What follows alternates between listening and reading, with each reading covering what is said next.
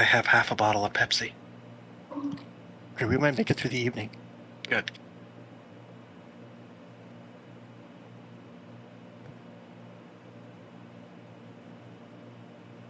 Oh, that's Correction. right. I have 3/4 of a bottle of Pepsi. I forgot to mention that about my character. Well, if you're fucked, I'm sorry. Like, zero sympathy. It's just like, well, sorry. Forgot to mention that my mad scientist has heterochromia. Okay. His eyes are different colors. You're normally wearing the goggly glasses anyway, ain't you? No, Okay. I just figured. just glasses. He wears those when he's working. Safety's important after all. His left eye is green and his right eye is brown. Wow, I'm colorblind. Doesn't matter. Well, most Westerns are in black and white. I think you're fine. Yeah, that's true. If we come across the Addams family house, we can know that it's actually pink. You're correct, sir.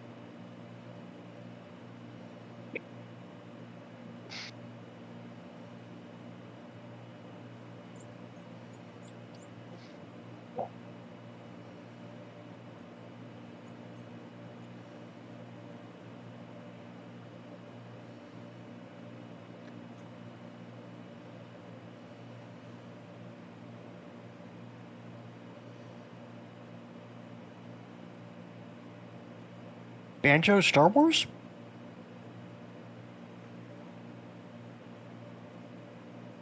I don't know.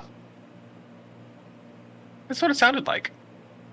Like the end of The Empire Strikes Back.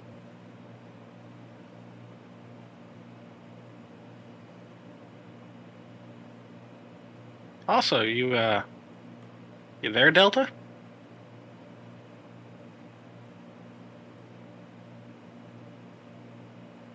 Well, it Good helps enough. to be talking into something that will receive it, eh? Hey! Okay, I was saying you've been awfully quiet. Yeah, no, I just thought I was not being intriguing.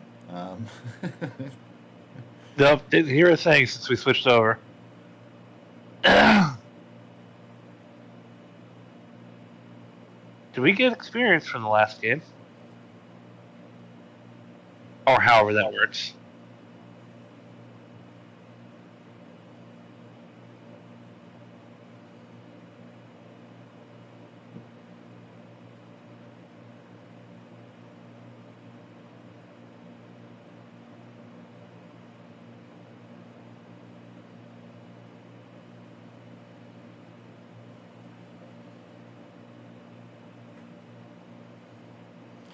So I had, like, everything loaded up. Now I'm having trouble finding, like, my stuff here.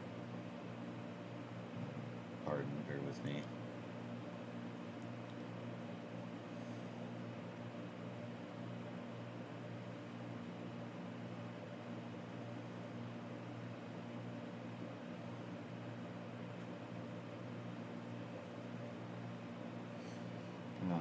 And sorry to answer Torufu's question, I don't believe we did experience at the end. We've only had 2 games, right? I believe so. Yes. 2 or 3. Yes. So I know I have 5 experience now, which means I hit my first raise inside the new seasoned. No, I'm only at 3. Same. Yeah, I got 2 the last game. Oh. So she makes that 5. So we are at 5 then?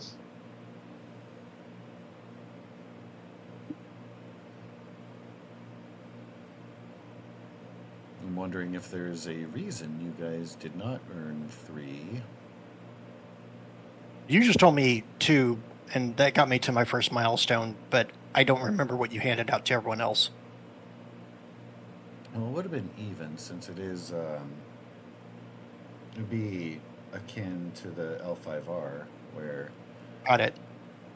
yeah, pretty much parallel to that. I just wrote down seasoned milestone number 1, so I haven't even picked it yet, but I just made a note so I wouldn't forget.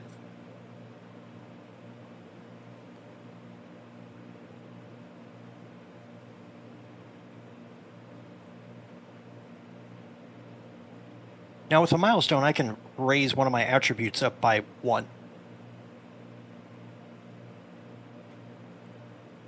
Yeah, so with a level up, or when you get to the next rank, each advancement will cost 5 experience. So you guys would all be at that point if you guys want to spend your experience for a level up now. I'm going to take it. You can, with that 5 experience, do one of the following things. Gain Okay. a new edge, +1 to the die type of a skill that Of a skill. is greater than the linked attribute. Or you can add +1 to a die type of 2 skills that are less than their linked attribute. You can Oh. add on a new skill at D4.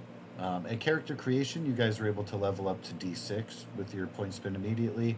When you're leveling up, it will start at D4, so you pretty much are not getting the penalty So of basically, being you just take untrained, and skill then work away. up from there. And then 1 attribute type once per rank. So bear in mind, if you are increasing your attribute, you're only going to be able to do that 5 times throughout the course of your life if you make it to legendary level. All right. So does that mean that we're now at seasoned? No, that means that you would be at novice still, but you'll have 4 level ups at the Before you novice hit rank. Oh, so we're at 1 advanced. Yeah. Correct. Okay.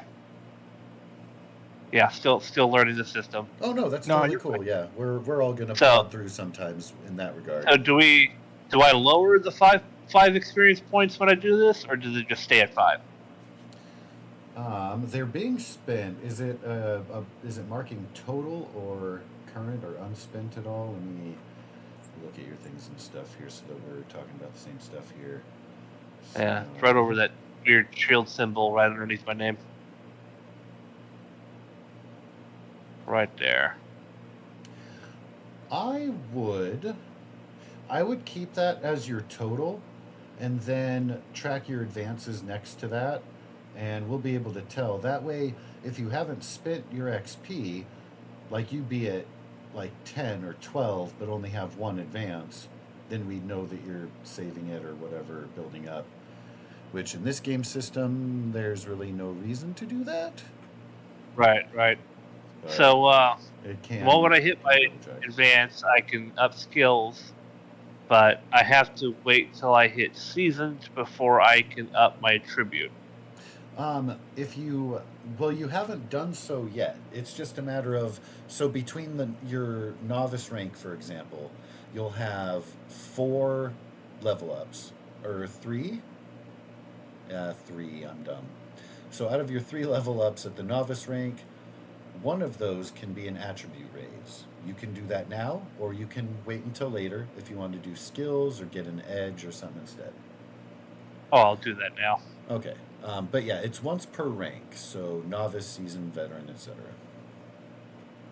Okay, so my smarts is go from D10 to a D12. If you like. Yep. And that's it? No skills or nothing? Correct. Okay, easy enough. Easy peasy.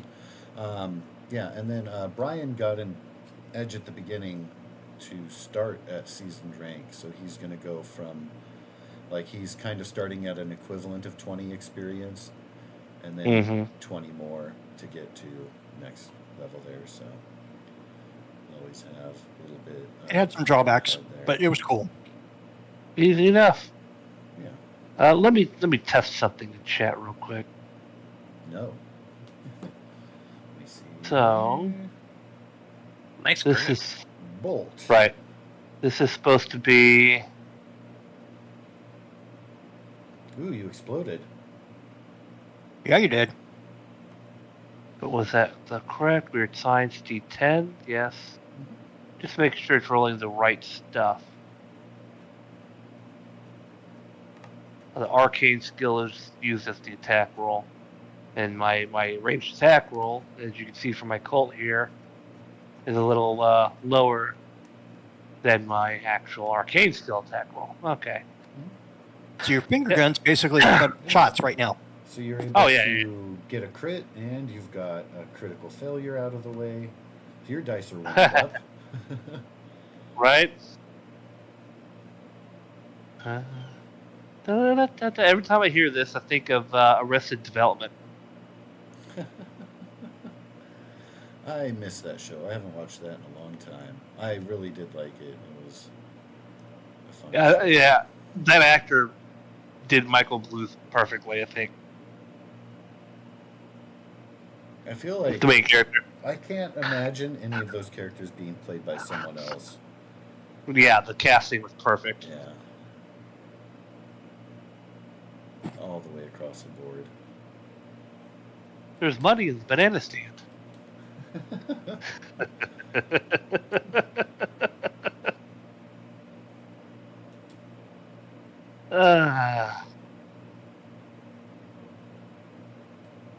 So how's the banana stand doing? Oh, I burnt it down.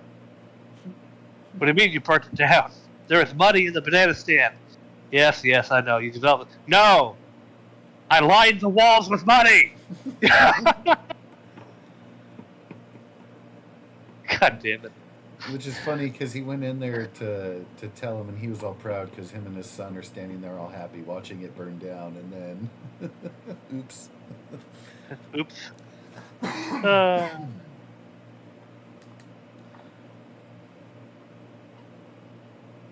That's a great show. Anyway. How are Father Carter and Marshall Rankins on their level ups? Are we pondering? Are we checking out edges? Alright. Double checking. 1 attribute die increase. Or 2 skills of less or equal to die.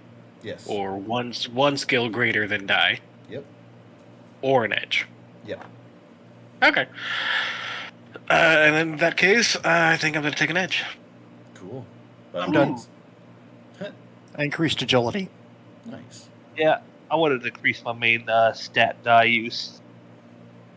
For your braininess. For my braininess, yeah, exactly. And what edge, if it's something you're comfortable sharing with the rest of the class, did you pick up, Marshall? Steady Yeah, hand. Goose. Steady. Oh, yes. Yes, Goose, tell us your secrets. All the secrets. Steady hands. Firing from the back of a horse or moving vehicle is tricky business, but your adventurer has it figured out. She ignores the unstable platform penalty on page 109. Also helps while running, reducing the usual penalty from -2 to -1 instead. Oh. So I can That's run it. and gun and ride and gun. Hell yeah.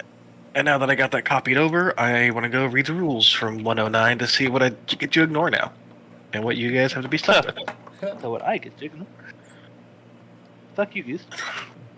Unstable platform. A character attempting to fire or throw a ranged weapon from the back of a horse or any other movement vehicle or other unstable platform subtracts 2. Top Okay. of a train that's moving, etc. So Now, is that from on the train to off the train? Or does that include from within the train to within the trains? I would say inside the train, unless it's going super fast, it wouldn't come into play. But on top of it, no matter what. Like if you climb, go Absolutely. outside and climb up on board. If you're shooting to the side or in front of you at somebody, either way that'll come into effect. Inside the cars, it's going to be less Little more- harrowing, mostly for that wind rushing and that Right. trepidation of falling off the edge to your death or maim.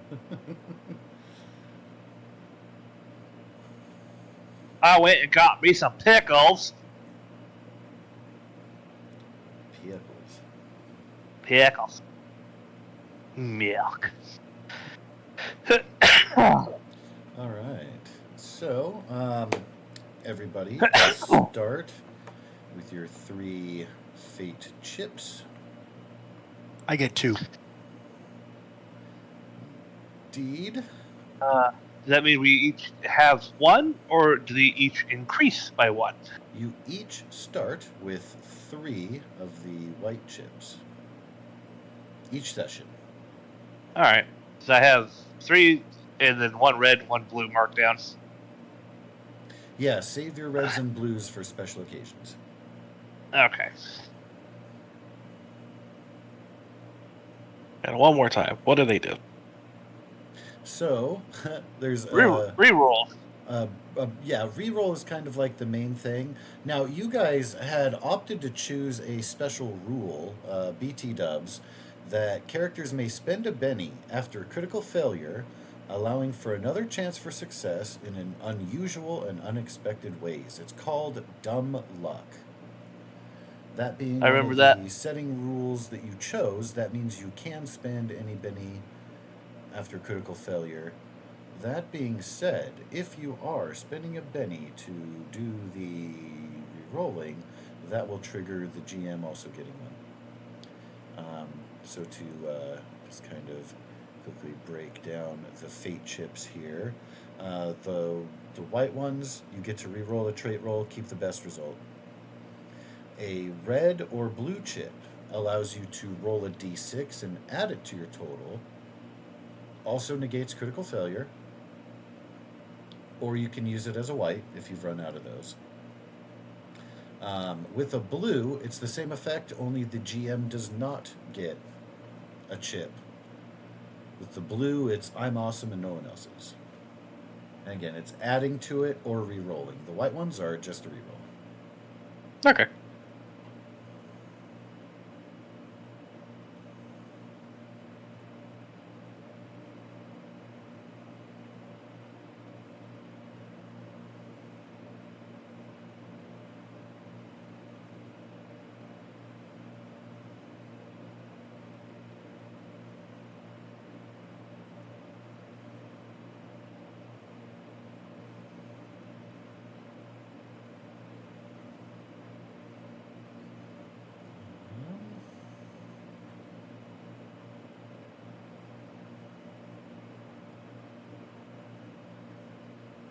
Sure.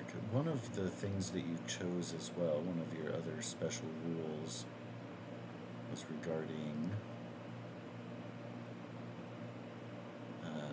I think you guys already dealt with your multiple languages, but there's a special table for additional effects if you get a raise on a test. Mm. And I was unsure as to whether that table was provided, or if I'm supposed to make it up, or if it's kind of random, so...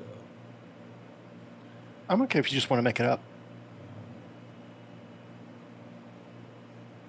Let's see. What happened? Things. No, I think I accidentally clicked the M5 button. Oh, well, these things happen. Eh. Regrettably. Yep. Okay, if you succeed with a raise while in combat, their foe is not automatically shaken. They instead will get a roll on the creative combat table instead. Which is, you can get a result. Oh. The median result is just them being shaken, but there's some other cool stuff in there, so. I would like to make a request of you with the approval of Brian and Goose. So I'll ask you if you'll do this for me. But before you answer, I want to make sure these two approve of the request. My request is keep the Deus Ex Machina of our characters to a minimum. That means if our characters die, they die. I don't mind rolling up another character, but I want the scary shit to be scary. Because if I know the DM's just going to give me Deus Ex Machinas to keep me in the game, then that kind of subtracts from the scariness a little bit. And this is kind of horror-based. I'm fine with it. Sure. That means your bennies are going to be even more scarier, sir.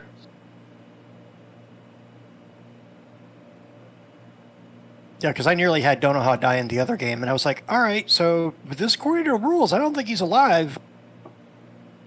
No, according to the rules, he might have been. According to the Yeah. rules, he was. I just had to remember all of them, which I hadn't touched in a while. Yeah. But I'm asking for no, at least very minimum Deus Ex Machinas, if you know what that Fine. is. Plot armor. Yeah, I mean, it's the name of the machine that was used in place. Yeah. For the Canadian hero. Deus Ex Machina. Yeah. But I don't mind pulling up another character. But I want and I know what's eventually going to happen to my character because of what I chose. Mad scientists, they all go mad. Hence the name. Yeah. When you choose a new edge, you get to roll on the dementia table, sir. That's right. Or a new power, rather. New power. As I level up, get new powers. How does that work, by the way? I think it's. We can figure- I think it counts as an edge. Mm-hmm. Oh, okay. So when I get a power as an edge, I'll look into it.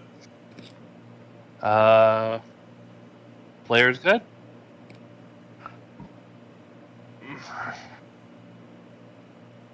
Yeah, player's good. But yeah, because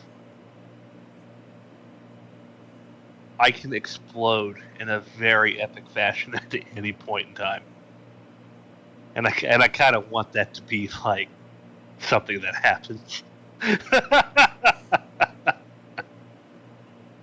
Say, first of all, everybody out here, come out here. Okay, hi.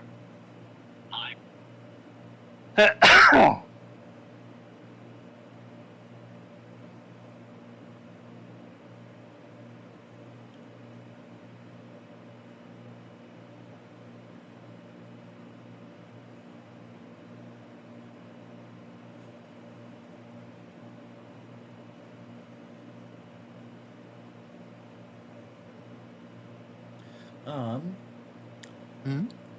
The new power edge. I just wanted to double check. Yeah. You get 2 new powers. At least according to the Savage Worlds. I don't know if they've changed it for the Wild West. Oh, I have no idea. But yeah, 2 new powers for an edge progression. All right.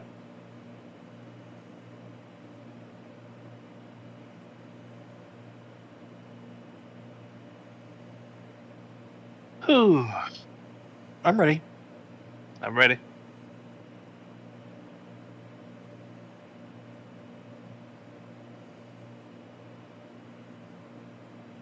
And Goose will keep their secrets. Yes. Both. Well, since bennies are important per the death wish of one Mr. Cognito. It's a Sorry. death wish. Yeah, it kind of puts a different perspective in how you're gonna do stuff, right? I'm gonna get us all killed. I will stand behind you. God damn it. So, who would like to grab one of those oh so valuable bennies in doing the recap? I've brought us over to the main town center here with some character faces you may be able to see.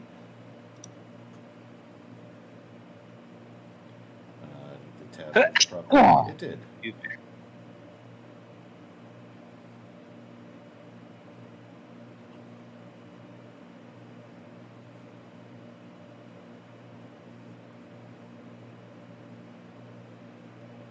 Things and stuff.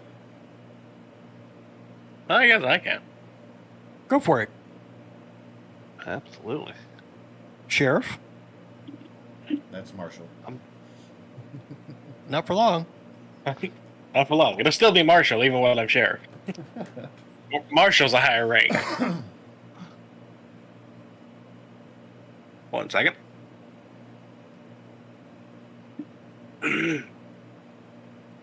Good. I'm not gonna have a hacking fit now. All right. Started in the tavern. Doc and Father were talking to the barkeep. I was talking to the deputy. Got some information about the town. Deputy. Father went off to... Well, I was trying to read the other one, but that works. Oh, sorry. Went off to, I believe, the general store? Yes. Father went off to the general store and then did a walkabout around town, going up to the photography shop and actually never going inside. While me and Agnito went over to the Mystic Sundries and talked to a Moon Shadow about some things going on. Apparently some magic horses. Then there was a commotion in town. Went back to the square. Fuckwit, and Fuckwit were escaping from prison. Fuckwit.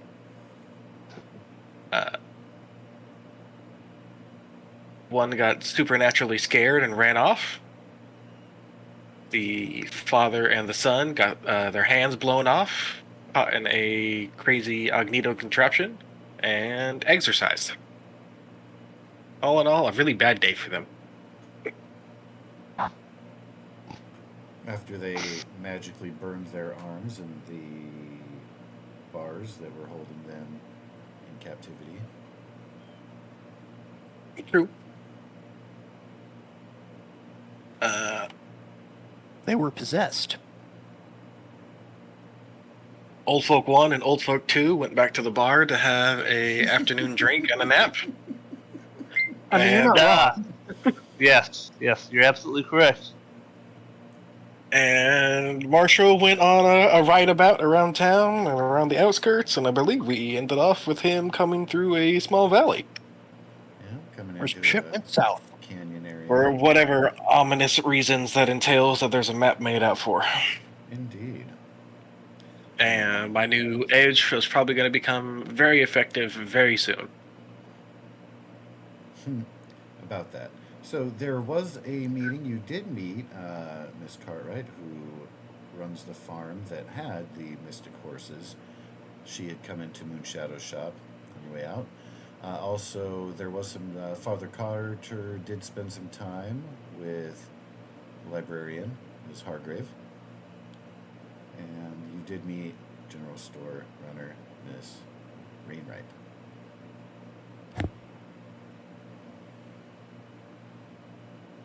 Can confirm. And for some reason, this man doesn't have a name. Why? Anyway. Oh, you mean the rando in the bottom corner? Bottom left, yeah. Yeah. That's peculiar. He should have a name there. Like everybody. I'm not gonna worry about it right now. The town's full of I assume that guy. people. We'll find out later.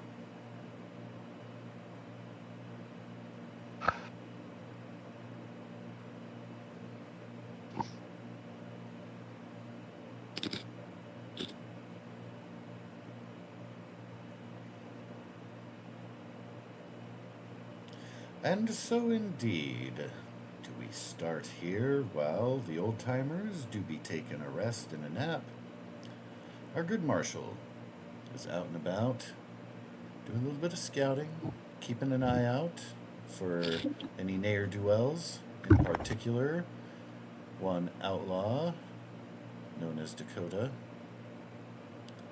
Side note, I don't know if anybody completed a goal, but let me know in chat if you need that taken care of.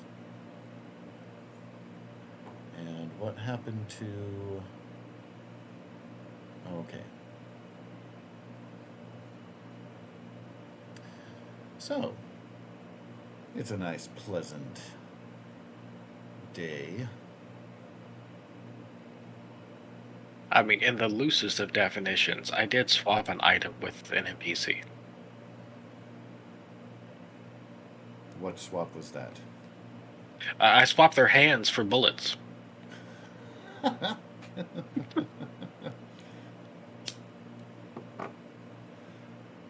Since their hands have been made unusable and cannot be re-swapped again, it won't count enough as a material thing for the goal to be fulfilled. I do apologize. Good trying. Yeah, it's worth a shot. Ooh! Goose says, fine. I'm not going to play tonight then. Apparently, Marcus, I I'm need out. Yeah. to move my keyboard over or move my mouse pad the other direction because I keep bumping my mouse into my keyboard and hitting the buttons on the side that keep tabs Oh no. on the internet. So it keeps reloading the old page, or back to the Roll20 homepage. Oh no. It's fine. As long as they don't hit the buttons, they're actually fairly useful.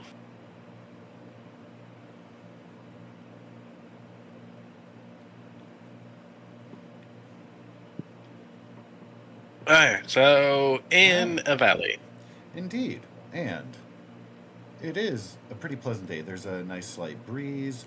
It is, I do believe you guys are in January. Let's see, we started your train ride. You arrived in Hadleyburg, I think I was going to say January 3rd. I do believe you have stayed the night. So is this the afternoon of the 4th or the 5th? 1871. Oh.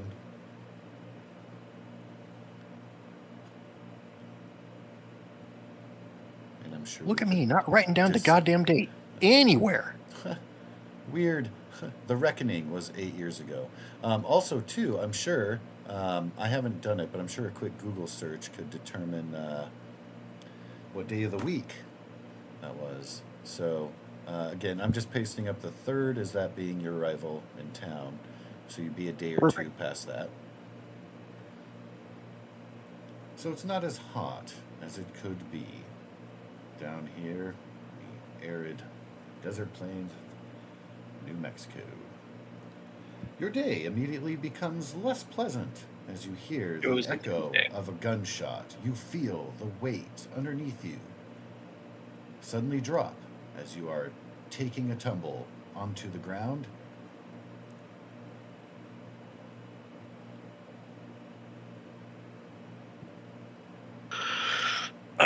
Pick myself up and try and figure out where the shot came from.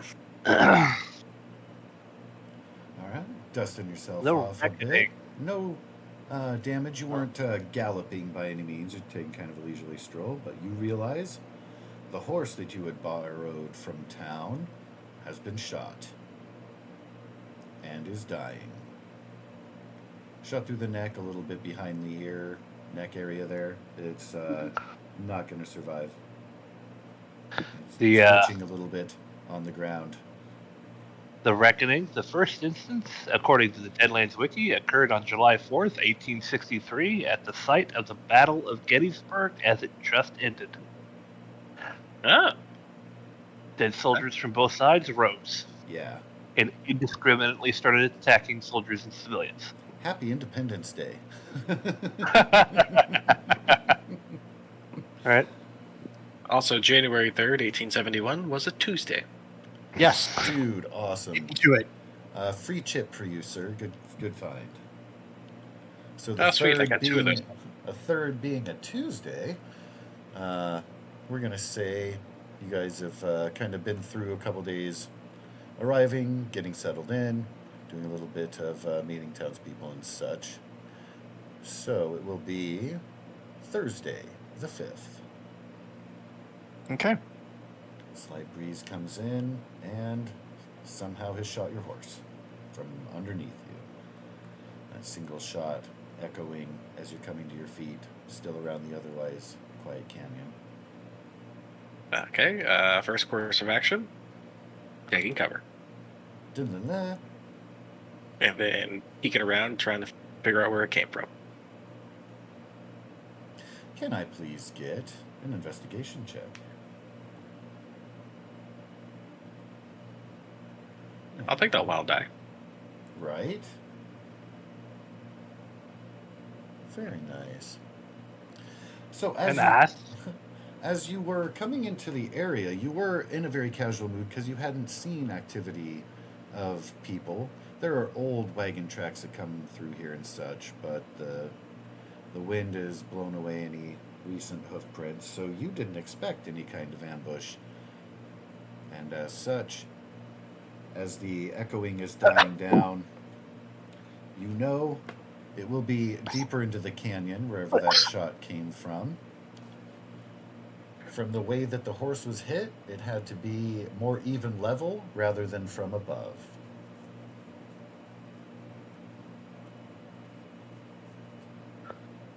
Ooh. In that case,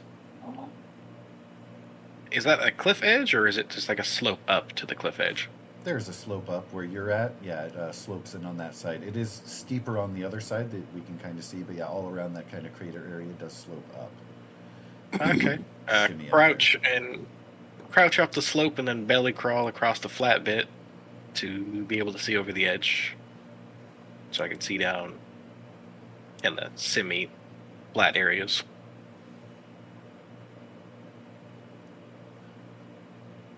there. Another shot. Hitting the rocks next to you. Definitely feel like it's coming from a southerly direction, but can't quite make out exactly where. You do see a few places where there are cover. Hard to discern. But you can definitely confirm, whatever the source is, they're gunning at you. It wasn't any accident.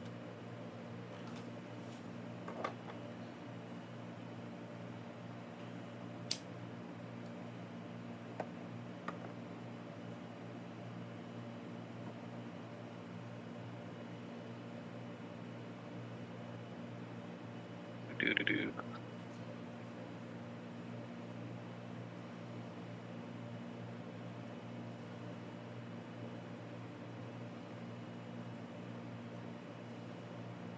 Oh, I thought I had an edge for that, and I was right. Alertness. +2 to all notice checks.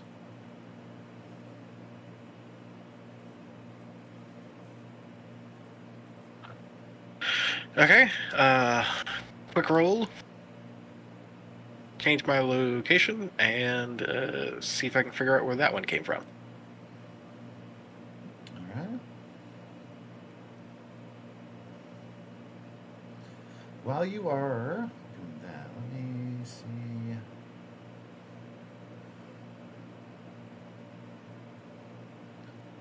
In addition to your check roll on your spot, can I get a flat smarts?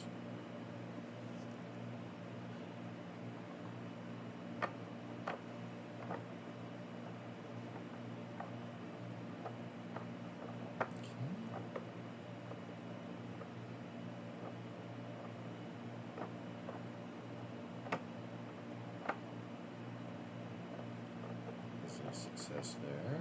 We'll wait and see where your spot comes in. Different factors.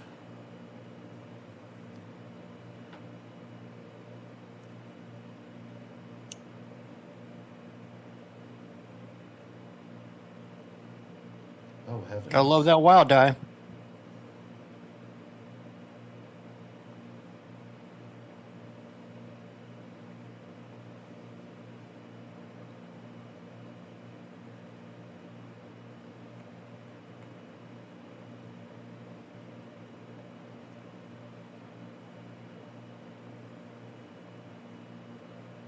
There.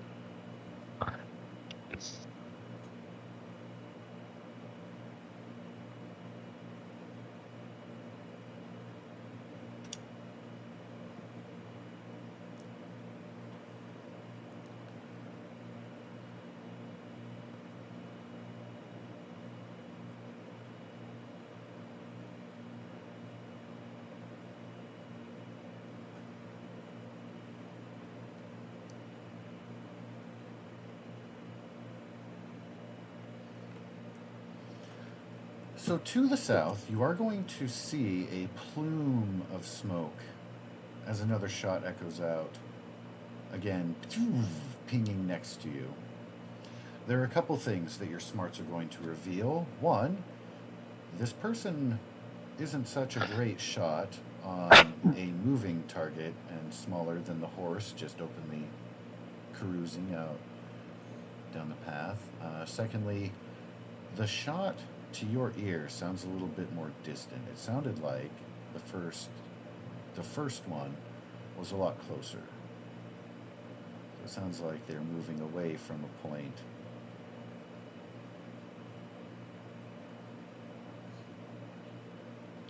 And you do catch a wisp of smoke over to the south.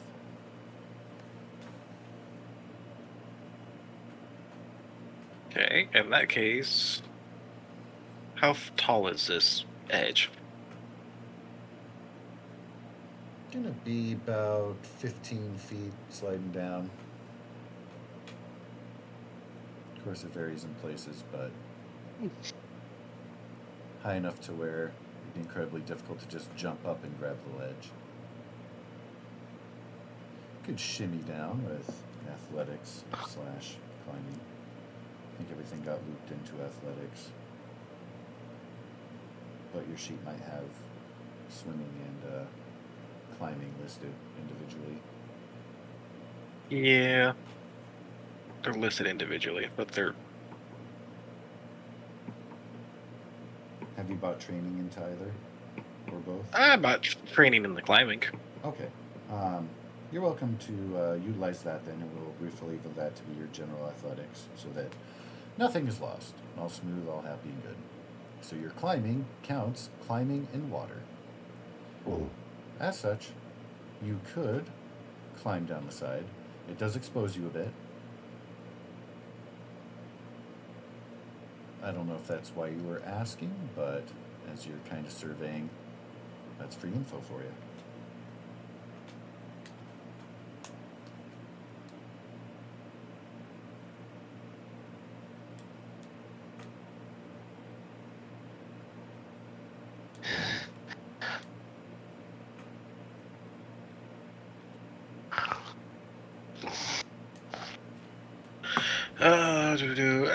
Looking at kind of this area, it has a little jet out for a little... That little thing there? Yeah, the little horseshoe bend Yeah. in that rock face. I'd like to try and scramble down that so I have that front rock face to help shield me. Yeah, absolutely. You will hear as a shot pings off the rocks there. You are well protected. And the echo will continue from the shot until it is quiet again. Did that one sound any further? Or the same as the last one? As far as you can tell, came from same direction, same distance.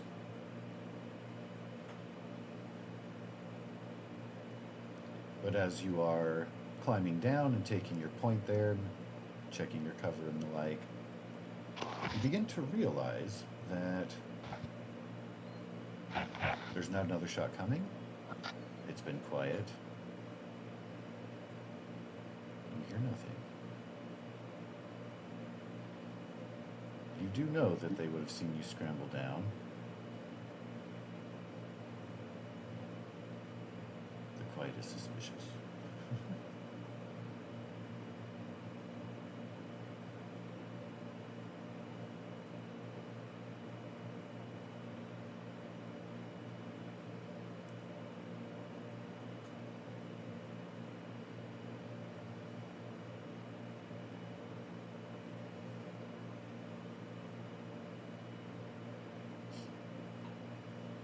I'm going to try and make a sprint towards backside of these standing rocks. All right. Cha cha cha cha cha. Dust will kick up off the ground, leaving slight footprints behind you. And once you rest in, only the sound of your labored breathing surrounds you.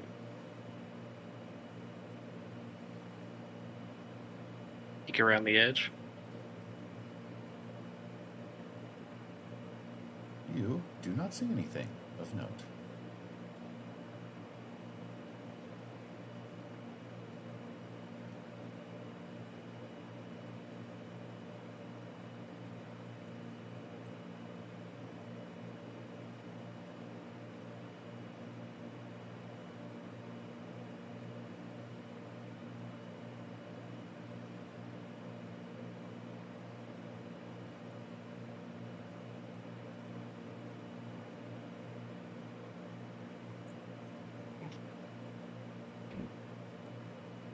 Cautiously hold up my rifle and start going around. Very cautiously, carefully, suspiciously, you're making your way. Can I please get your notice check?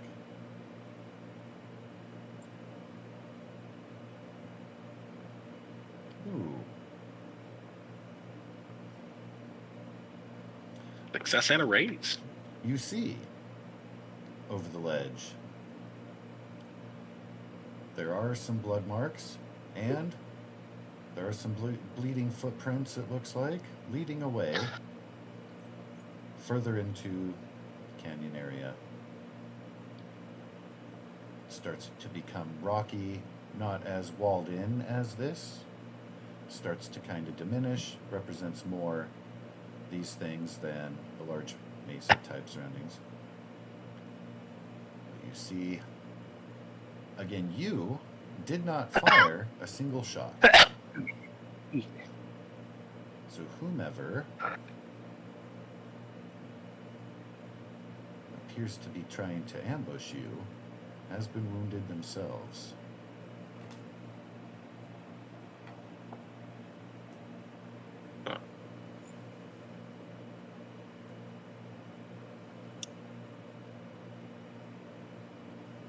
Actually, following like cliff faces, so I have jetting rocks for cover. All right. The jutting rocks will dwindle before you get too far away. Ooh.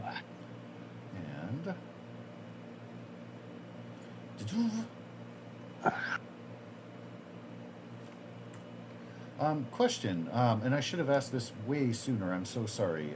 Father Carter and Agnito, you guys can see the map while Goose is doing stuff, right? Yeah. Okay. I just wanted to make sure because the other day tokens weren't shared. There wasn't like a shared light, so people were just looking at a blank screen while people were doing stuff, and I felt really bad. Oh, that's rough. Yeah, it was because they hear the narrative and then they're like, oh, do. Anyway. Hey, I'll just sit over here and go fuck myself. Right. So, you see that the footprints themselves, they start to diminish in how much blood is soaked in. As such, the footprints themselves become harder to track. You are welcome to use investigation to follow further. But you come into a new area. Rocky outcroppings, not terrible for a continued ambush, if such was a plan. Sun is high in the sky with no obstruction. Oh, damn. use the Benny.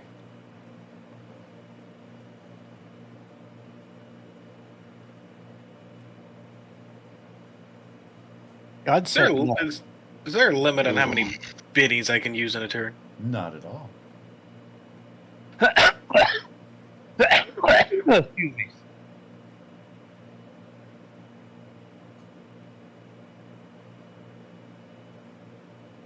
Oh, fuck me.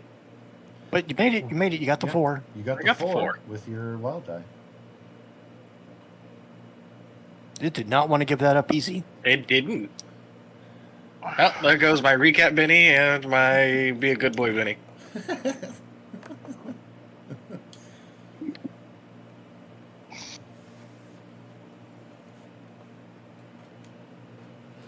And so, revealed to your eyes with more careful scrutiny, you do see the footprints staggering off a little bit. See, they're not following very well the pre-existing path that exists in this canyon.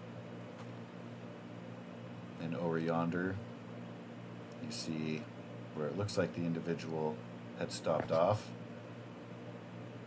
continued their trajectory, yonder still.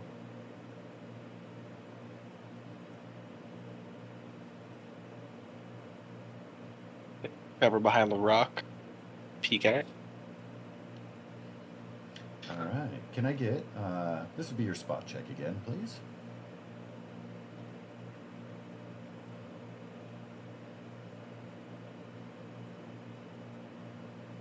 Fuck yeah. Oh. Well then, let me go ahead then. He's right there. 8, 12. Yeah. 2 raises. 2 raises. Just shy of a third. And actually here, so you can see, leaning up against the rock, you can see from where you are an old man, and I can go like that. If he's on a new section of the map, we don't see that. We only saw the first section you had him on. Shenanigans. Ensue.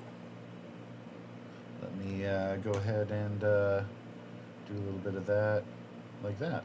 How's that for you? Yeah. Yep. I see an old man. Well, yes. So the old man here is what he sees.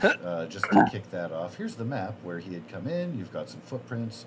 He's able to track them as the blood had subsided and how much was leaking the footprints.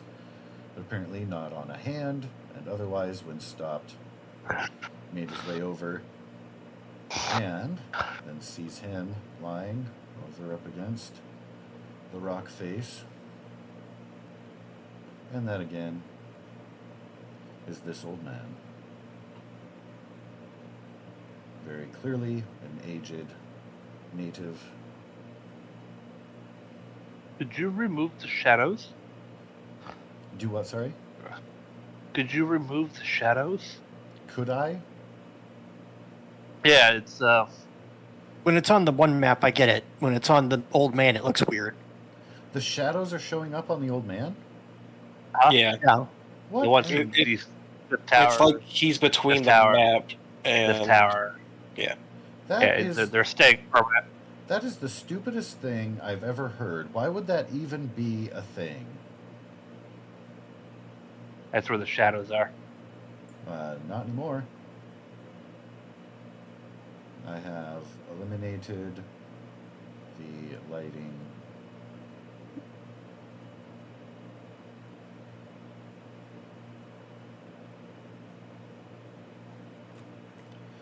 So, well, to try again there. I can't do anything about Goose's I'm gonna token refresh. and the Indian token. Yeah, me too. Yeah, you will have to refresh.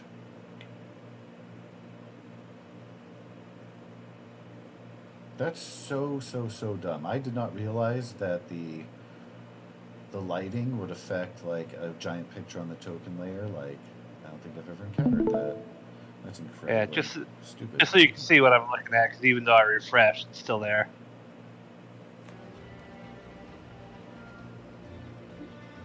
You did refresh? Do I have to refresh first? Let me try. God, that is Think so. stupid. Couldn't hear you. What was that? I was just refreshing myself to make sure that maybe that's a thing. Instead of doing a big picture blow up like that, how about just selecting the token and doing Control Z? Well, that works too. Huh. I have turned off lighting. Yeah, whatever that did, that worked. I did it twice. Huh. I did it before you refreshed, and I just went in there again and clicked the button again. All right, well. Hey, the image. I'm just going to remove my head from the wall I was banging it against. Old man. Oh, man. Bleeding out. Laying against the rock face. Does he currently have a weapon in hand, or does he appear to be trying to tend to himself? With your notice check, you see there is a rifle lying nearby, but not in his hand. It appears he dropped it and collapsing near there, didn't have the strength to re-grab it.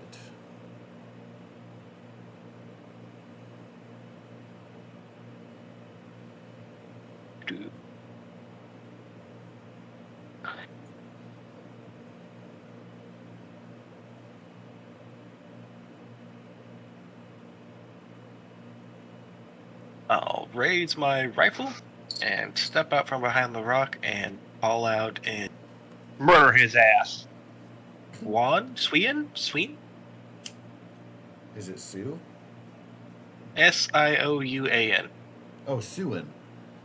Yeah. Okay. Based on Sue, there should be an X in there, but yeah, Suan.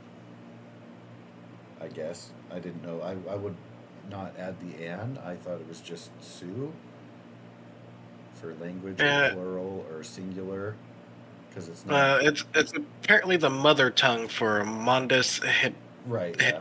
Hitax, Crow, Lakota Sioux, and some other plain tribes. Indeed. Plains tribes. Did I not say an S? Did I say plain? Yeah. Oh yeah, all them generic tribes. Yeah, exactly. Them plain people. And plain people, motherfuckers. You don't even have a name tag. You've got no chance. Austin Powers is great. So, holding up my rifle, I'll walk out and call out in Suan, I guess, however you want to pronounce it. Yes, that's how I would like to.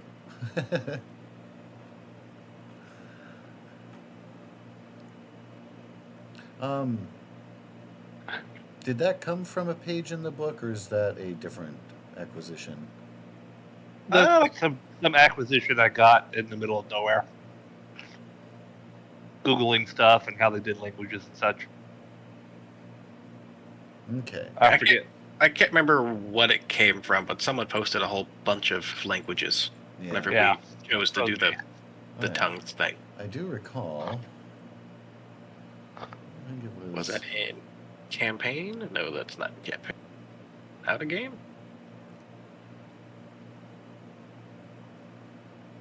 Be a scroll for a bit. Yeah, there it is.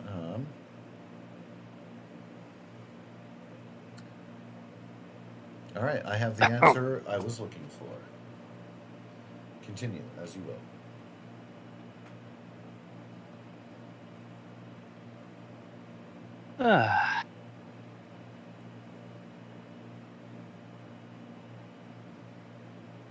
I'll call out. Don't you be reaching for that rifle. I wasn't the one who attacked you. But I am willing to help. You will see them attempt to lean forward. You'll see their arm raise, and they collapse back.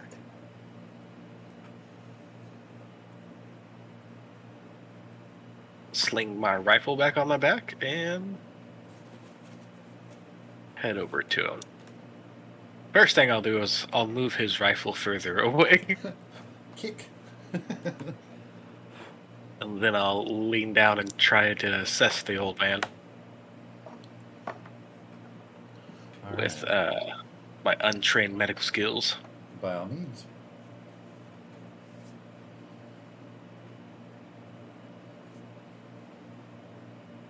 I want you to roll the die, not open the edit function.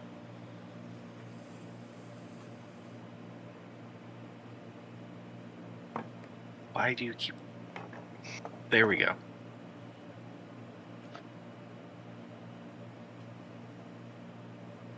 So medically, you don't have an explanation for the bleeding that you've observed from just general notice.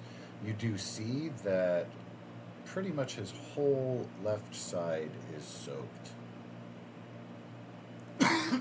Pardon. In some places on the edging, you can see where it started to dry a bit.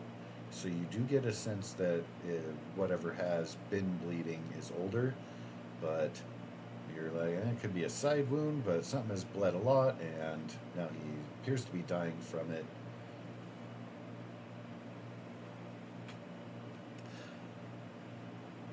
There are slight whispered words, hard to pick up.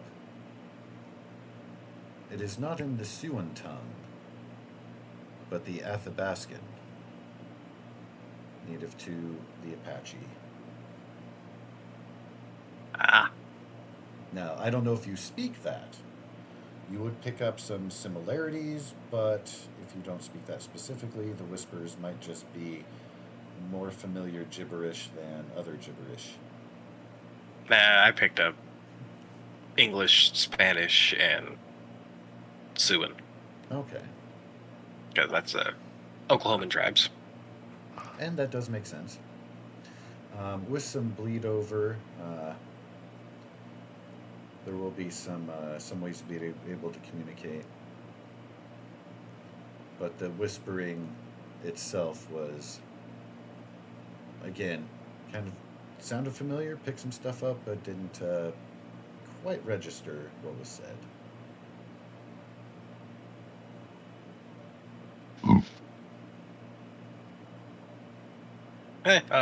Kneel down and He's try and get... He coughs a bit, a little bit of blood showing up on his lip. You see his arm raise a little bit again and fall. Your eyes following trajectory, not toward his gun, but toward a water canteen nearby. I'll pick it up and hand it to him. He will drop it, and it begins to leak out into... Yeah, I realized that as soon as I said it. I'll feed it to him. So, I'll feed it to him. Scooping it up before all of the water is lost, it was only about a quarter full, so he's getting a couple sips, and then he coughs again. You take it away. You were looking for me. You realize he's speaking Siouan in an unfamiliar way, as if it's not his native tongue, but he is cognizant enough to realize that you had called out as such.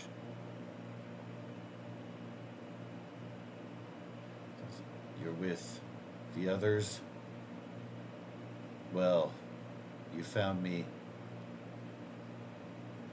It appears I shall die here. And a heavy sigh.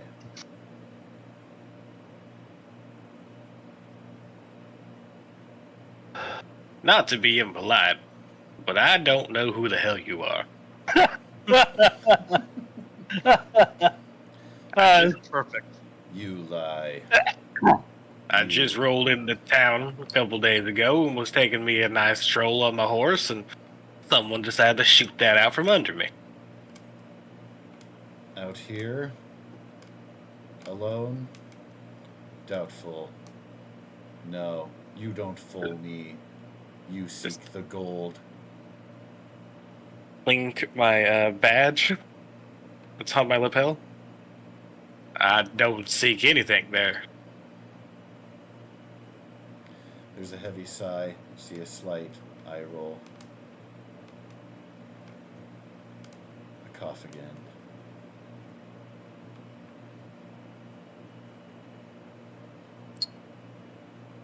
You are with the others.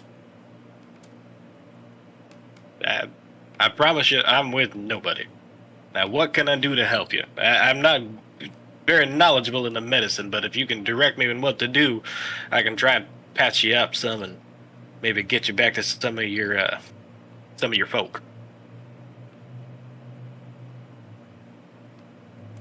He takes a minute to look you over, coughs again. If you're sincere, then know that I'm comfortable to die here. I left my people to try to protect their secrets.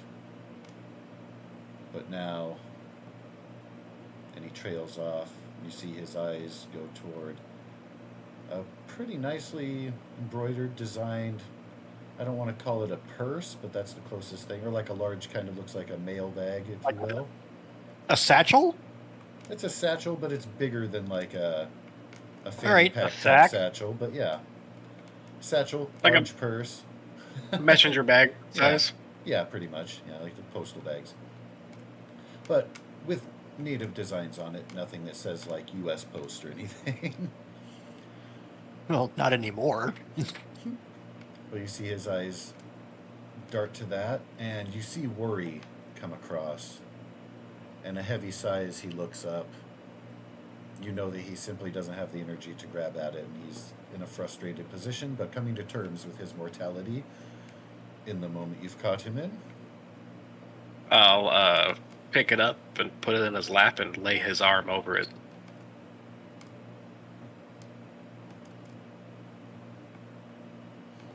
Ah, Says, Now, if you are not with the others, there's nothing else to do but to keep this from them.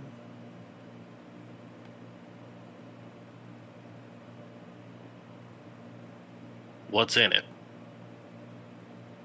He sighs heavily,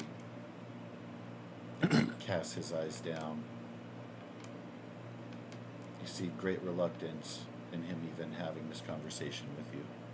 He's quite uncomfortable. On top of the dying part. Socially uncomfortable, not just biologically. And he lets his arm slide off of the bag. It looks like he's resigning to allow you to have access to it.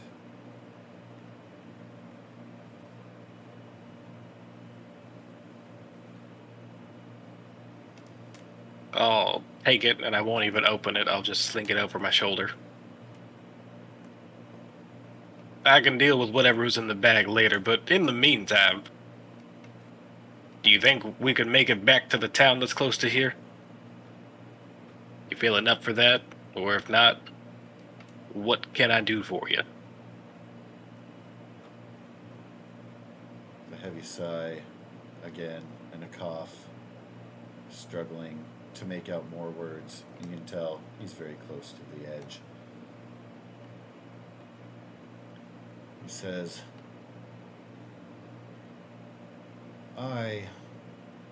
if I can ask one final favor, if you truly have honor, if you're not with the outlaws that pursue me, I would have you hear my dying wish.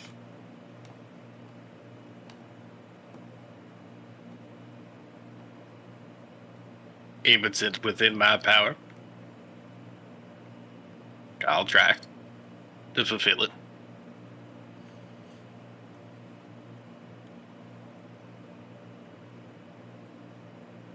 What lies in that bag should not have been documented. It has been passed down by word, but you are not familiar enough with our tongue, the true tongue, to capture it. I entreat you, memorize what you see, and then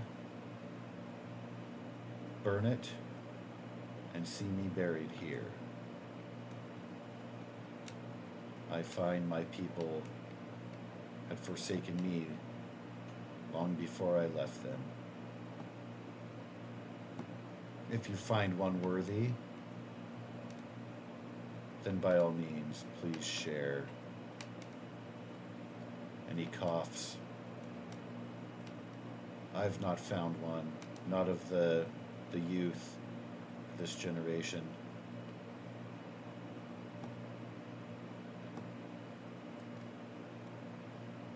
His eyes go wide. Steal your memory. Remember the symbols. Remember the landmarks. But then erase what remains on this plane. Keep it to yourself until one proves themselves worthy of receipt.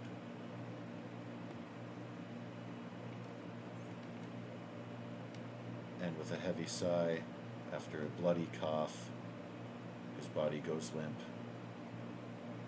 Eyes roll up.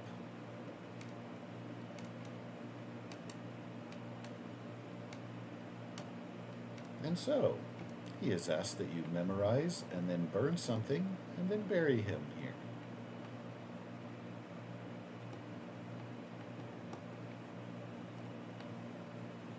Reach out, close his eyes.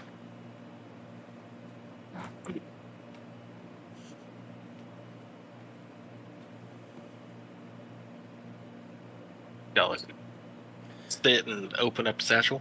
Now that you've had a moment to not be focused on danger and ambush and the like, you do see nearby he does have a horse. It doesn't have saddlebags, it just has a blanket on it. But you can tell it must be, of course, his personal riding horse. And besides his gun, canteen, and the bag in your hand, there's be nothing else.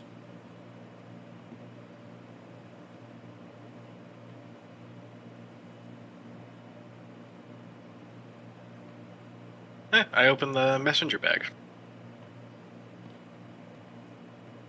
You'll see a small knife. It looks like a carving knife or a fillet knife, if you will. Certainly not a combat knife, but a utility knife.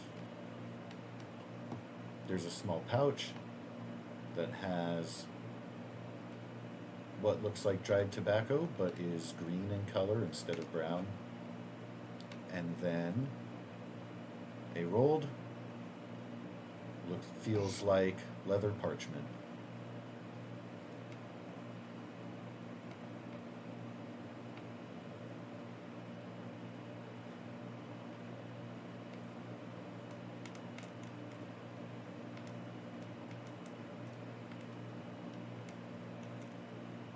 Take out the parchment and unroll it.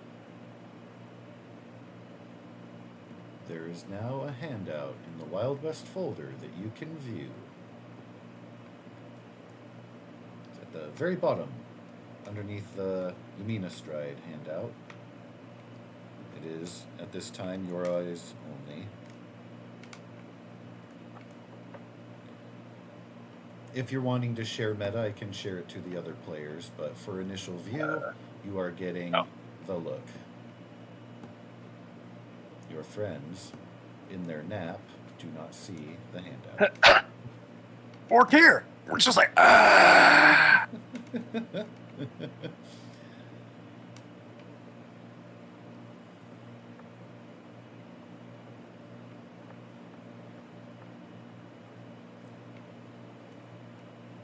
Ugh.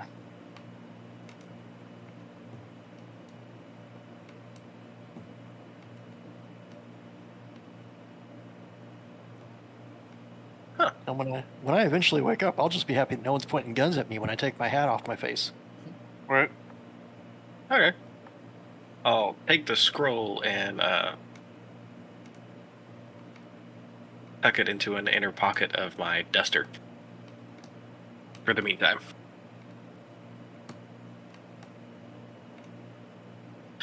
And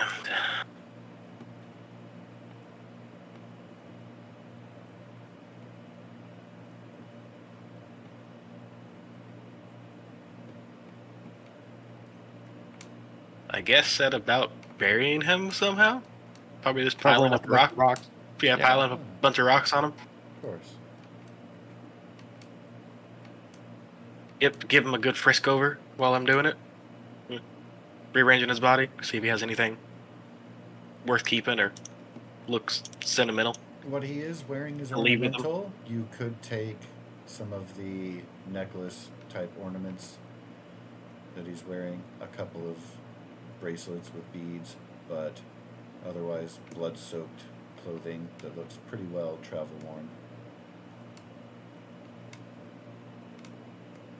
You got a bag to put him in. And the rifle, plain Very. or day. Seeing the rifle, you realize it probably wasn't helping that he had been shot, but the rifle itself, not the best. A little bit of an outdated model, and it too has some wear in it.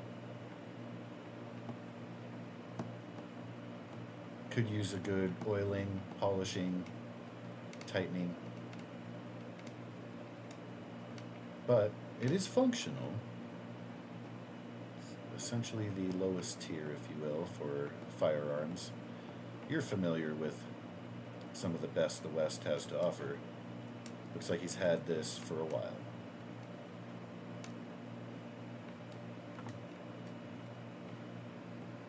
Does it happen to take 45s? Sure does. I'll unload that son of a bitch and take the bullets and put the rifle on his body.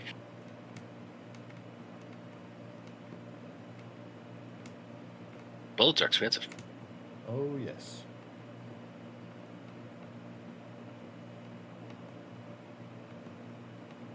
Yeah, for laying down, I guess. And put the rifle on his body. I'll take one of the smaller Thank you, dog. bauble necklaces off of him and put it in the bag, and then just start gathering rocks and piling them on top of him.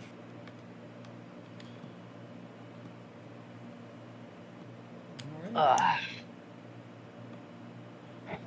Meanwhile, back in Hadleyburg. I laid down while watching all this unfold. My dog come over here and decided to absolutely just lick the fuck out of my face. Ugh, gross. Eh. Also, aw. I'm gonna go rinse my face off real quick. I'll be right back. But I still have my wireless headset on, so you can keep going. Alrighty. Ugh. Well, Father Carter and Ognito, you guys, we're expecting Marshall to be back a little bit sooner as you're getting on in the afternoon, but could be taking his time. Probably nothing. He's a grown-ass Have a man. nice I don't day. need to watch over him. He took longer. I don't know. Maybe he found what he was looking for. Or he just decided to pee somewhere. Sometimes it's hard to find a tree out there to get good privacy with. At any Or to rate. wipe your ass. It Boy, can be a baby. bad day. Well, that pine cones. I guess that defines what you find to wipe your ass with. Yep. Like, why does the edge of that rock smell? Don't ask. So, I wasn't sure 100% if you guys were actually going to be taking a nap or. is Oh, no, that I just straight up took a fun for nap. you? All right, cool. Well, you awake from your nap, feeling well. A regular creak in your old bones. Besides that, feeling pretty good. It's a nice day. Yeah. Fucking Agnito went back to his room and sat by a chair next to a window and took a nap in the sun. Aw, An old man naps. just like a cat. I did the hat on the face in the bed.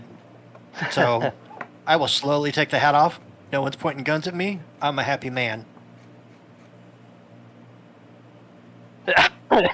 Small things, right? Yep. Shoot. Ah. He's still just taking his time to figure out how the town works, because every town's got a rhythm. That is true. Certain social hierarchy and the like. Mm-hmm. I think I've made some inroads with Bart, but, you know. Oh, yeah. Oh. Well, it helps too that he was setting up with Agnito the quiet, subtle distribution of an elixir that he's created, and you being brought into the loop and being trusted, even though being a priest is gone a long way. He would see you as probably having a moral code, but also a little bit more free-thinking mind than a stuffy, rigid preacher by reputation. The only thing rigid about me is my lower back. Certainly less than the person they ran out of town. Yep. He knows how to Your take a hint. predecessor. Don't lump me in with that kid. He still has mistakes to make. I have made them. I'll head out down and simply say, Bart, Grunt. Grunt. where might I find the seamstress? I believe you said it was your wife? Yeah. She's right outside there. And he points kind of outside the door. Okay. That way-ish. Yeah. He'll make his But way it's, that way. it's a very kind of a casual, non-committal gesture. Yeah. No problem. Oh, that way. I appreciate you. Thank you. Yeah. And he kind of, is like, he does give a little bit of a swoop to indicate going out and around the corner, if you will. Like, yeah, he catches on. Have an arc. Okay.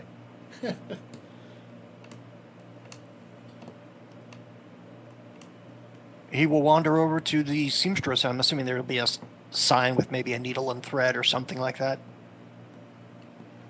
Or a needle and a roll of thread, bobbins. The places in this town do not have any signs that are above their stores, but visually, a lot of things will give a clue. For her shop, she does have display windows with a couple of outfits. It looks like kind of a family homesteader outfit for man and wife, and then there's like a little scarecrow, not as good mannequin with kids' clothing. All right. He will knock on the door first and then gently open it.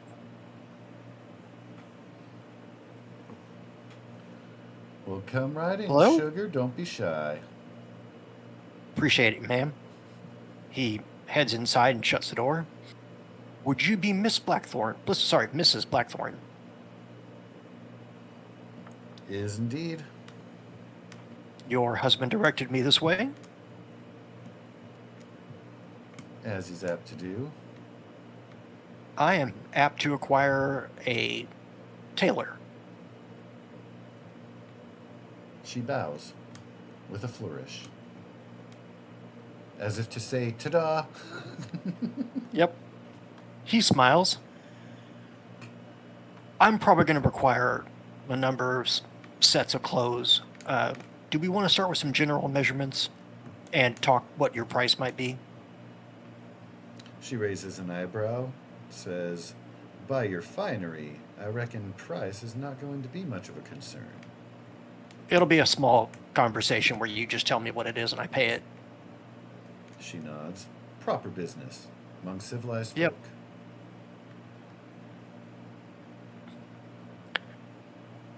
I just don't have a lot of ways to get things laundered around here, and I wanted a couple of spare sets in case, I get stuck and don't have the ability to get it washed. That means two things. Yep. Giddy. She will snap her arm, and seemingly appearing is a cord.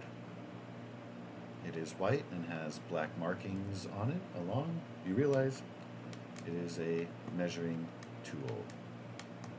May I set my coat here? And he points to an empty spot somewhere on a table. There will be a couple of chairs next to a mirror that are provided for being able to dress, undress, check yourself out. It is presumed that you have like long underwear, so she's not worried about nudity. So it's not like a separate dressing room. Just kind of you can throw on a new shirt or try on a hat or whatever in front of the mirror right there. Okay. He'll set his coat down. He's very careful to fold it so that way all the medallions for the saints are facing up. And rather than having that little white piece that most of the preachers have, he has the white ascot where the rest of his clothes are black.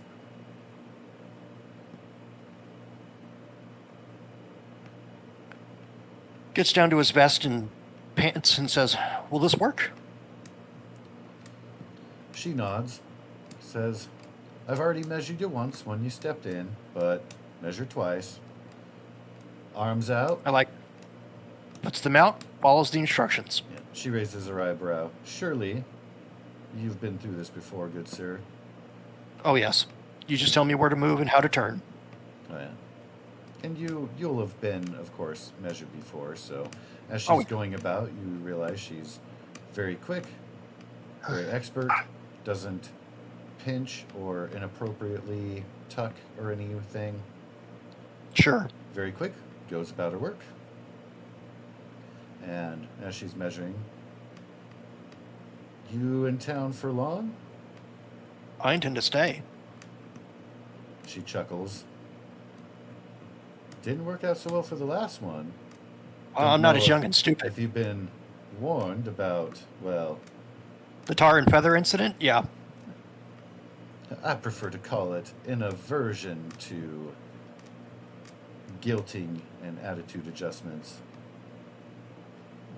Guilting only scares people away. If you can't meet people on their terms, it's no good. Well, there you go. That's a foot in the right direction, sir. Lift your chin. Does so. Going around your neck. She just didn't want to pinch your beard. Yep. Nope. He appreciates it. All right. Says, "Well, now that I've got that in," and she taps her temple, "what were you thinking of? Something a little more casual than business attire?" Yeah, if I could have some versions of my outfit that would fit with the folk of the town better. I would still like it to be black, but casual, if you will, as opposed to black on black paisley as some of my items are. Going out for lunch instead of for dinner? Or as a church. Granted, I'm going to need to build a new one. There is that building out around the corner, and she does the exact same gesture her husband does. So this is the first time, like, they are very quite contrary. Like, you get a very different impression between the two of them. Mm-hmm. But then you see, like, she does the exact same gesture he does. Out around the corner. That's where that youngin' you called was going to be setting up. Building's empty.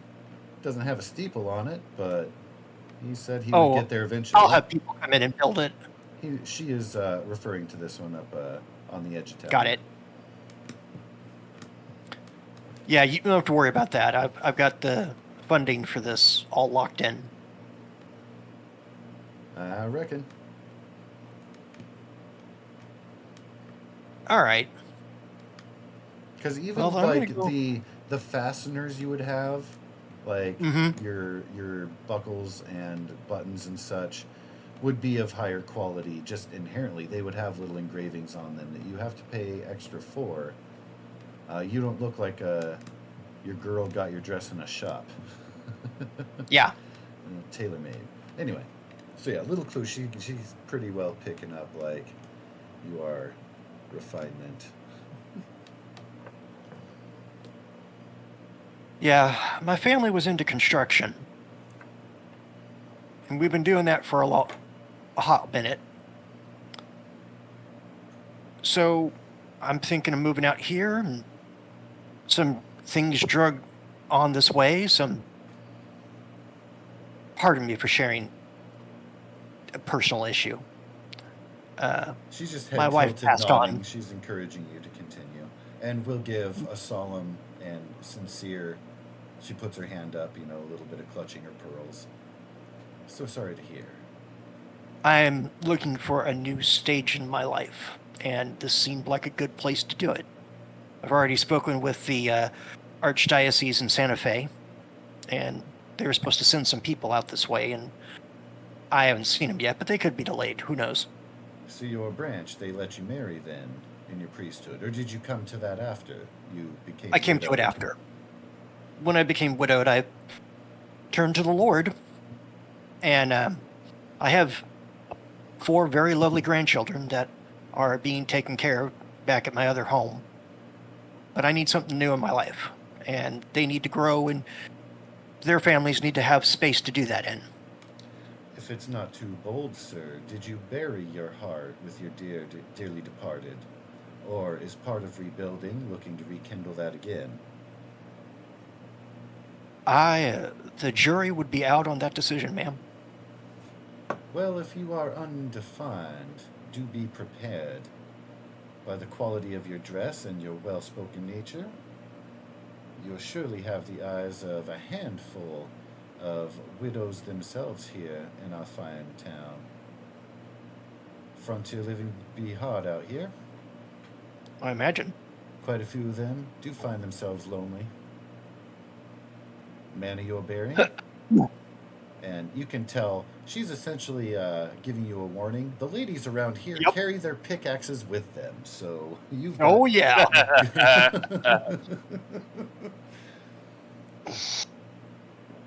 I will take that under advisement.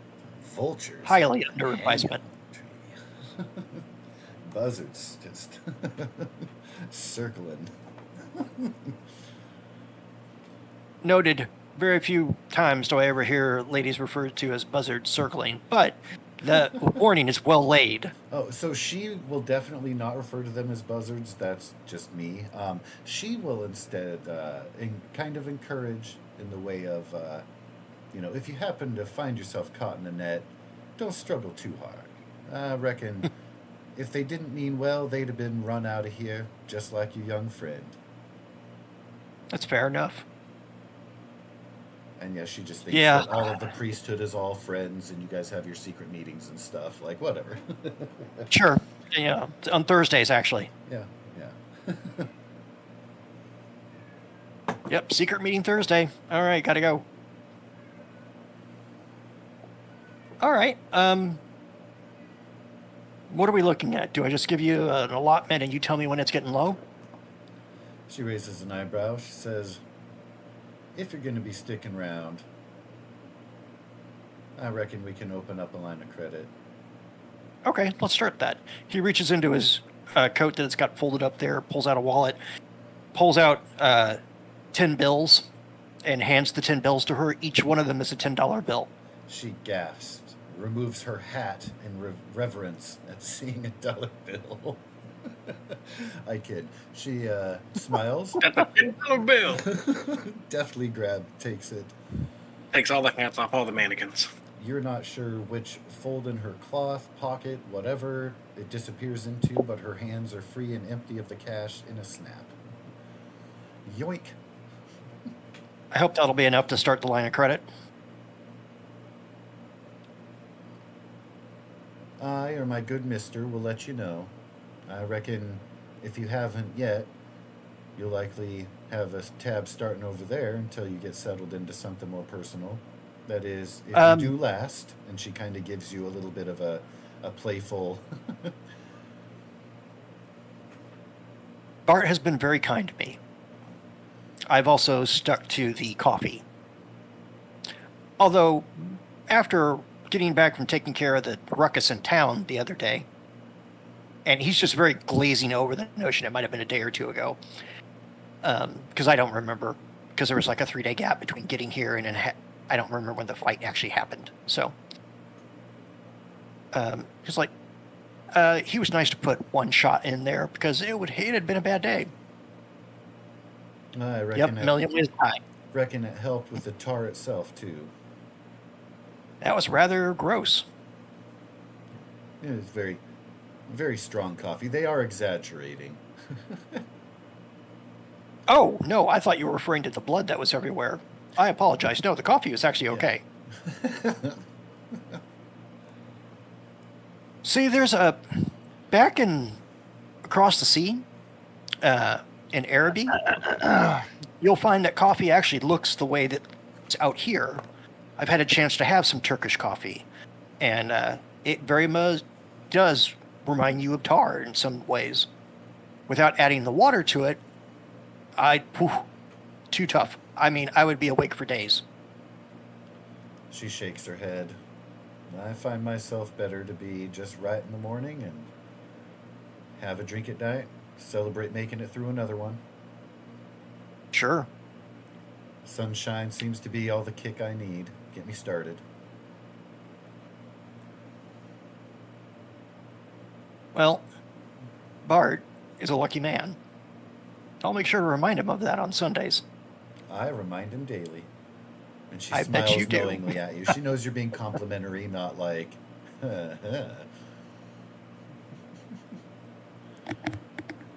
He smiles, picks up his coat, and like, I will leave you to your work, ma'am. She says, so, first order, how many sets? Let's go with 2. She nods. I am open to what you consider an acceptable coat, a vest, pants. If there's a good haberdashery around here, I might even look into a new hat. If not, where do I go to pick up boots? Would that be through you or someone else? Says, I can mail order. Okay. Same with if you're looking for a good solid hat. I've got a couple things here. I can't say they would meet your standard of finery, but if you're heading out on the trail, they might do you fine as an extra backup pair. Then we'll take a look at the hat, say tomorrow.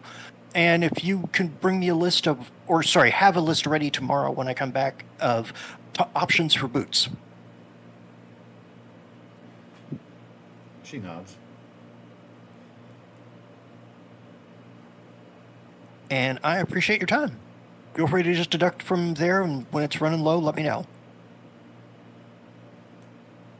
She smiles and tilts her head and says, I reckon we'll have that ready for you by next Sunday's service. Again, Excellent. if you're here still to receive. That's always a fair assessment. I do understand. Oh, and just so we're very clear, should I get run out of town, it's all yours. Says, He just chuckles and walks out the door. says, well, then I might be able to spare a pillow for the effort. Referring to the feathers. He just laughs, puts his hat on as he exits, and heads on out. I'm going now to look at the church, so you can... Now that I know where it's at. Have a look at an abandoned building? Of course. Yep. So, what is Mr. Agnito up to while this is going on? He wakes up from his nap, looks around, takes out his pipe, packs it a little bit, opens his window, and just kind of sits there puffing on his pipe. And he's just deliberating the day. He really has nowhere to go at the moment. Until someone comes and gets him. Or a thought strikes him. Nice. Watch out, boring, duck. nice, boring old man shit.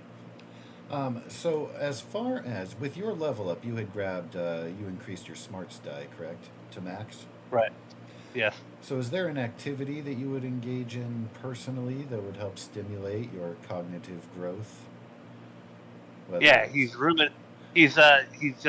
going over ideas to himself about future devices and what he can do, or what he can't do, or what he's going to try to do. That sounds fun. Have you looked at edges and thought about anything you might be developing in the meanwhile, conceptually? Oh, I'll be getting new powers, absolutely.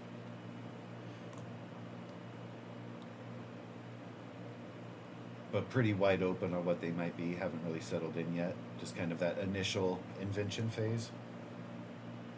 Oh yeah, I got a few in mind already that I'm going to get, but I just need to make them. I just need to start tweaking and gathering information and stuff like that. See if you have the means, materials to make that happen. Right.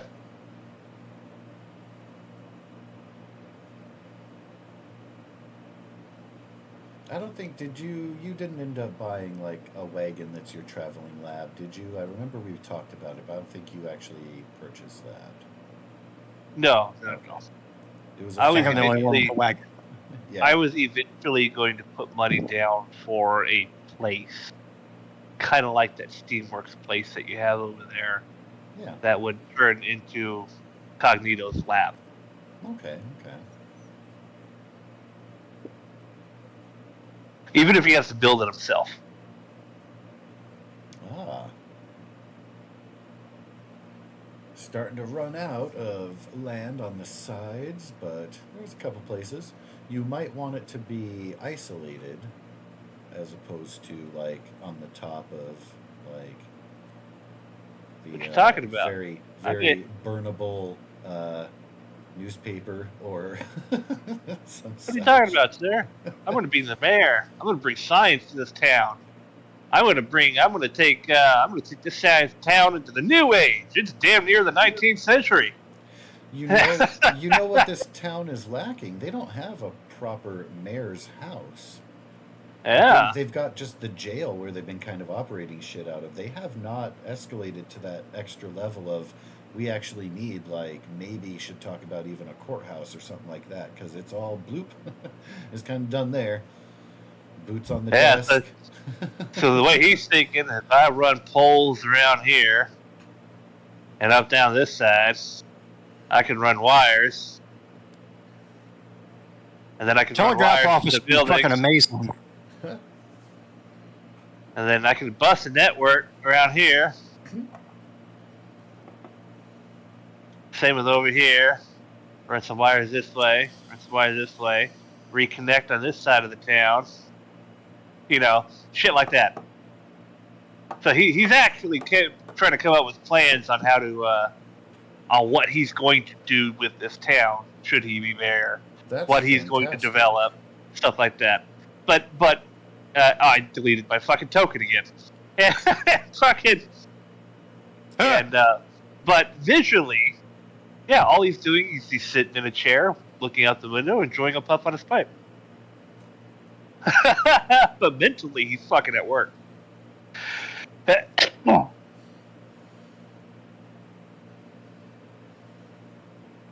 that second story view is probably very handy for looking at the concept that you were discussing with wires and whatnot. Exactly right. Oh, yeah. Well done. Getting up there from the saloon, getting a view of the town and lies about. On that upper level is the personal dwellings. There are a bunch of dwellings you guys will be staying in. Personal dwelling is actually kind of where you're above there, of Mr. Bart and Sable. Das Blackhorns. He'll he'll do that for a little while before leaving his room. And he'll nod at the bartender on the way out, and slowly making his way over to the fucking steamworks smithy. Can I please get from you a notice check? You have been kind of keeping to yourself and been inside your head and stuff, but as you are leaving the saloon, Okay, it's a little D20 by the word notice, right?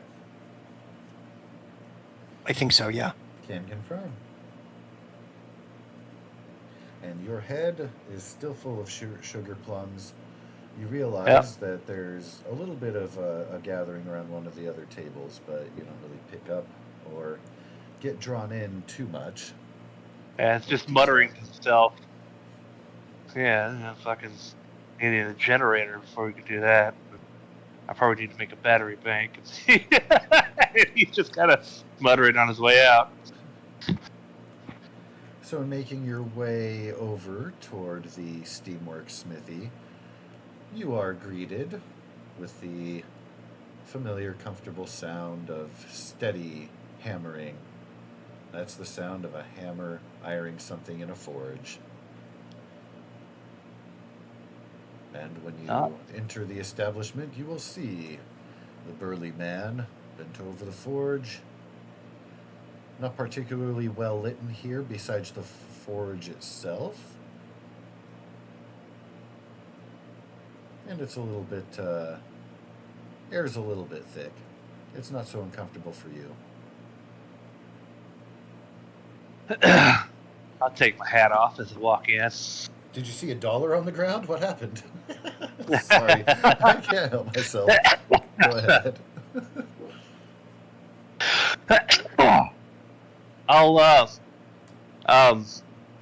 So it's a steamworks smithy. So I'm imagining there was a machine or some such around. There is machinery plural, because there are both humming things and there are unfinished projects here. I would like to go up to the most impressive looking one and start looking it over. Whichever one that might be. Can I please get from you your weird science skill? Weird science.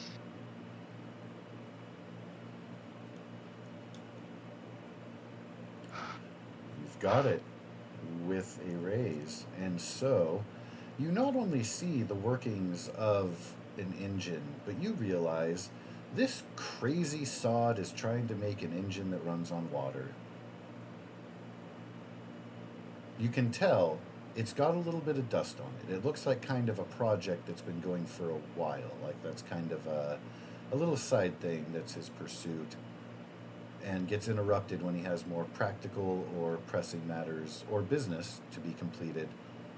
But it definitely takes up a sizable What stage spot. has he reached?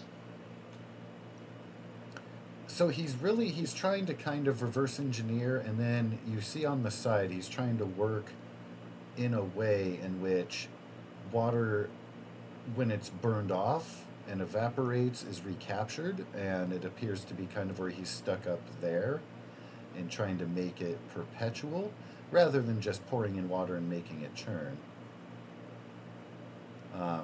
Again, it's another part, the kicking off mechanism. Like he's trying to make a perpetual motion machine that doesn't have a start button or the perpetual part done, if that makes sense. Okay. Like what he's trying to do is you fill it with water once. It's not just like it uses water as fuel. Like that's its power source. It's just... Oh, yeah. Yeah. You can't do Crazy that. ambitions. He's trying. You can Oh. tell by what's going on there, and you probably can conceive in the steps in which he's failed, but he hasn't given up, clearly. Right. So he needs a closed condensate system is what he's looking for. That's part of it. Alrighty. Unfortunately, steam that does not fall below the boiling point will not be able to go through the condensate system. And if a steam that does not fall below the boiling point not go through a condensate system and then get refed, it'll heat up and then eventually explode. So a little exit will be needed constantly. However, if he puts out a small valve, right, he can recapture a lot of it, and then it'll just need refueled every now and then.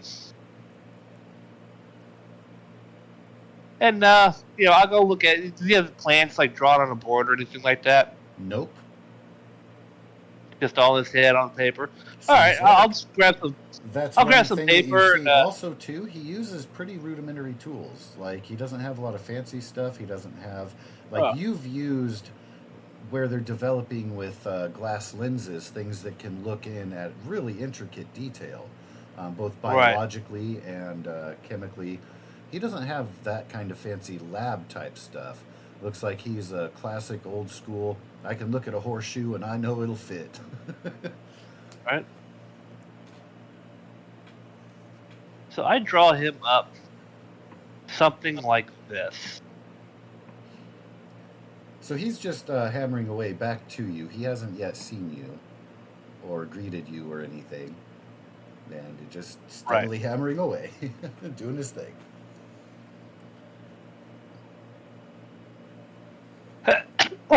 Bless you. Thank you.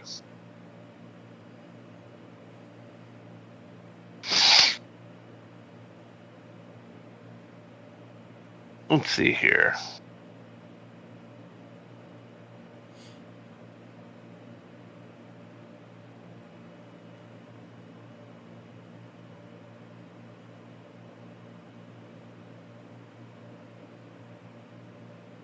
I will, I'll put it scrolling to the mad scientist, because I'm literally just scrolling this down with a piece of whatever paper and charcoal I can get. And, I will draw that out for him. Take it over to the man, and just put it right in front of him. Unless he's working on something hot, then I'm put it on a table or something next to him. Section of a Gifford's injector. Right? That is amazing. I could look at that for quite a while, just like, whee! That's an 1860 patent steam boiler injector for a steam locomotive. Just so you know. And so, how are you including with your diagram the means by which to make it smaller for not a locomotive, but a horseless carriage, or for maybe farm equipment or something, or even running power in a house? I mean, I guess locomotive side, you can put it outside of the shed, but you'd prefer to have something a little smaller, maybe even portable. And yes, but I will also include in the diagram a steam boiler that runs off of ghost rock to provide even more power. So it would be made at the size of the locomotive, but it would be able to generate enough power to power a city. Oh, the whole thing, huh? Well, look at you finding ways to get your wires connected to something that matters. Can I please get one more weird science roll? Just to kind of put the cherry on top of everything with what you are preparing here. And then... Okay, I'm spinning a penny on that one. Really? Fuck that. Give me a fate check. Alright, so I'm spinning a white, and then I just click reroll, right? Can confirm. I'll take a 7. Alright. You are comfortable with being able to present that, and also in a way that you think you'll be able to translate, and based on his approach, he'll be able to understand and potentially implement. He still remains focused on what he is working on and has not greeted you. So you've been able to do this. Craftsmen are like that. I'll wait for him to finish, and I'll just sit there and puff my pipe. if he has a chair or a stool nearby, I'll take a seat. There are a couple. Oh. It won't be too long. He actually is turning, and it looks like he's looking for something, and then notices you, makes eye contact, moves along, continues looking, then comes back to you and starts putting his tools down on the edge of the forge. Smacks his hands together, wiping them off. Well, hey there. Hope you ain't been long. I didn't see you. Oh, that's quite all right. I know once you heat metal up, you got to work with it until it's done, or you'll end up with a product that you're not looking for. So I'm patient, man. I can wait. He nods. So then I trust you saw that pile, and he points to a pile of it's just scrap stuff from projects that didn't work or didn't mold right or got interrupted, whatever it might be. Actually, It's scrap pile. I was looking at that over there. Yeah, I'll point to the steam engine. Oh, that there's not for sale. I'm sorry. That's just something I'm working on. He smiles, and then he'll tap the designs on the table with his pipe. Duh, what you got there? Take a look. He picks it up, upside down. And is kind of looking at it a little quizzically. And then you see his eyes widen, and he turns it around the right way and nods. And then nods again. And he's kind of peering over, looking at it. Then he looks over it, like kind of lowers it a little bit to where you see his eyes. He says, "This is yours? You come up with this?" It is. I did. Do you think you can build it? He looks over at his machine and the designs there and says, "Well, it'll take me some time, but I do think so. Not exactly where I was going with it, but," he kind of looks it over. "This is certainly functional. Could be reproduced. And he's kind of nodding with approval at it. "I didn't catch your name, sir." He holds out his dirty hand. Yeah, I'll Call me stand Victor. up. I'll take his hand and call me Agnito. Well, I'll tell you, Augie, these here plans are something I ain't seen the likes of. You've got a knack for this. He smiles. You should see some of the other trinkets I work with. Says, "Well, if you walk in and just scribble this on a scrap of parchment I got around, can only imagine what you can do. Your own setup, a little bit of time. But what brings you in here today? I imagine it's not to try to improve the old steamworks here." Actually, it's to get something like that built. It's the whole reason I came here. I was wanting to know how much something like that would cost, other than time. I mean, tools and equipment-wise. Well, the great thing about it is I wanted to design it to be cost-saving. Something maybe eventually that people be able to use when they ain't got a lot else. Uh-huh. That's what that's for. Something at great cost now will save a lot of time, money, and energy in the future. That's the entire idea behind it.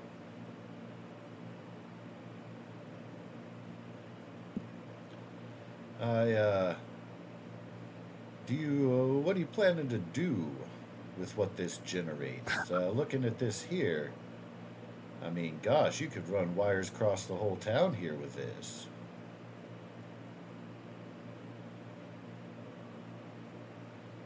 Unless you want to be building your own train somewhere. No. You pretty much guessed it. I intend to run a wire clear through the center of town. And hopefully bring some power to this here facility. Mm-hmm. Well, that'll improve the lives of things. I wonder, is there any way to somehow make a profit off of this utility? Oh, I'm sure some politician somewhere will think of a way to do just that. Well, I reckon you're going to need the same politician to go ahead and get permission to endeavor on such a project. I ain't seen you around. I don't know what stock you have in our town, but I'm new. Marshall and Preacher and I are disposing into town recently. Quite frankly, I've already decided to put down roots and throw my hat in for ring of the mayor. yeah, I did hear about you folk. You had that little scuffle down at the train. Huh?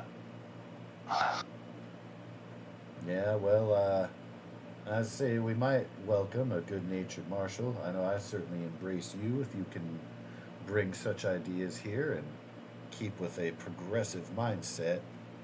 I tell you what, though, things don't bode well for that preacher friend of yours. You hear what happened to the last one? Yeah, I heard.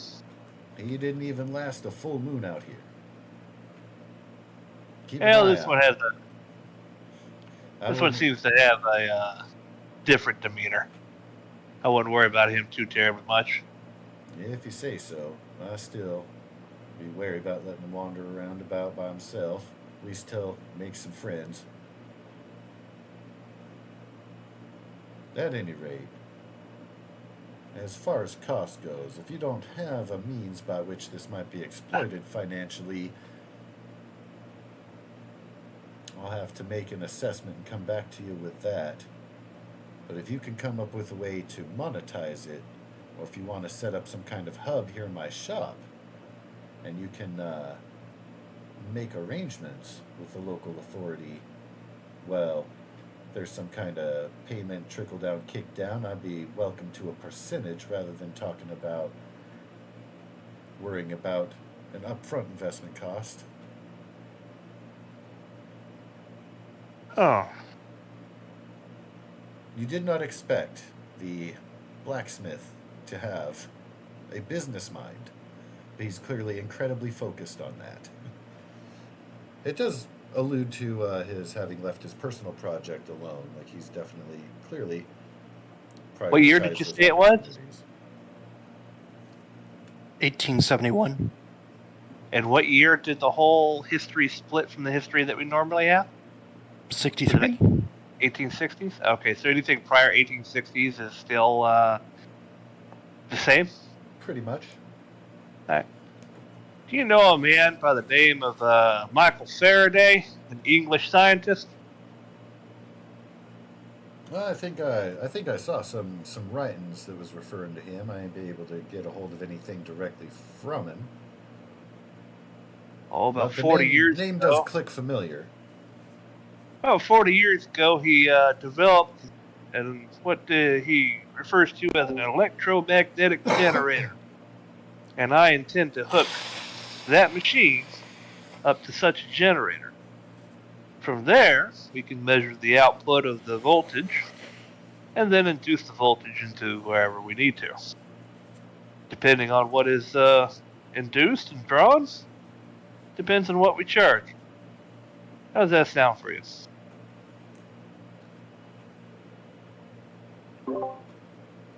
I reckon I could probably get on board with that.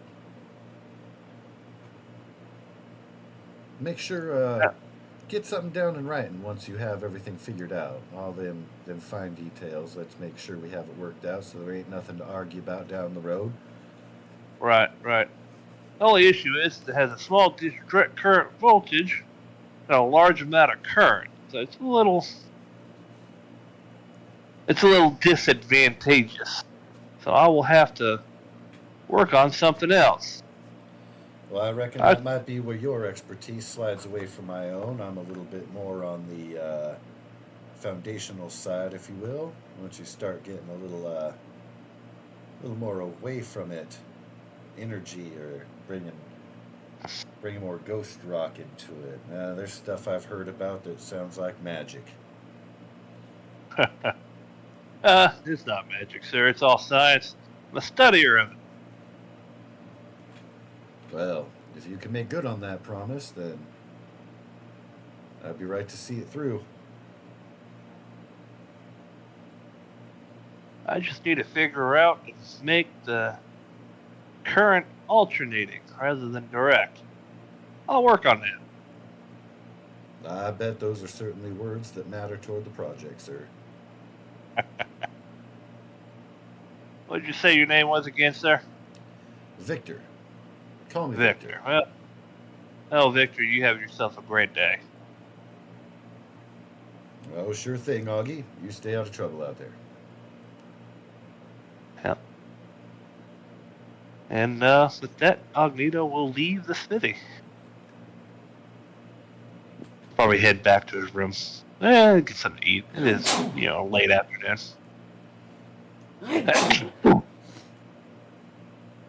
It is indeed going to be crawling ever closer. The sun going down. We're going to be sliding back over here. Marshall Rankins. Yes'm. Don't call me You are currently working on, as best as you can measure, a sort of respectful gravesite for this passing old man.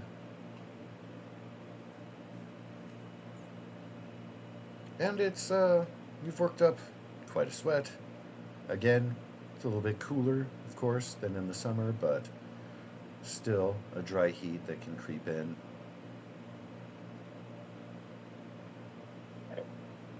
And you are placing one of the final rocks, feeling like you're pretty close to being done, and it's looking pretty well and respectful. Should another come across it, for all intents and purposes. When you hear a voice behind you, it's a little bit muffled. You can very clearly hear, in English, a command to raise your hands. Can I please get a notice check?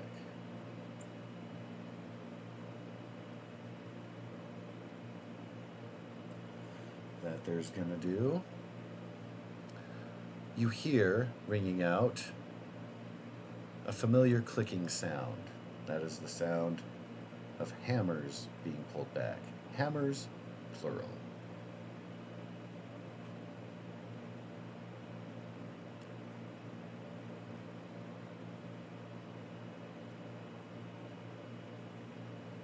Raise my hands and turn around.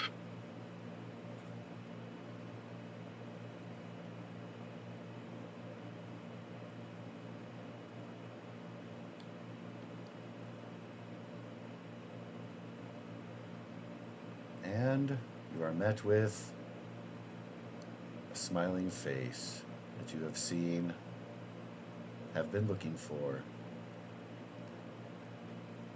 With a revolver pointed at you and a few friends in tow is the outlaw Dakota. And he smiles. Funny to find you out here, old friend.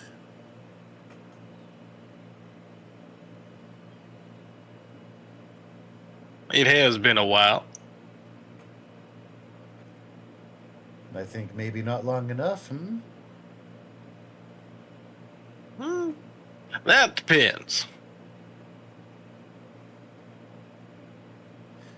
Looks over your shoulder there. So, in the habit of bushwhacking old men out in the desert, are we now? How much you fall? Keep that up. It'll be your face on a poster,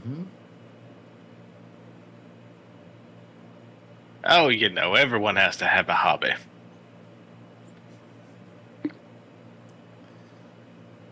He smiles.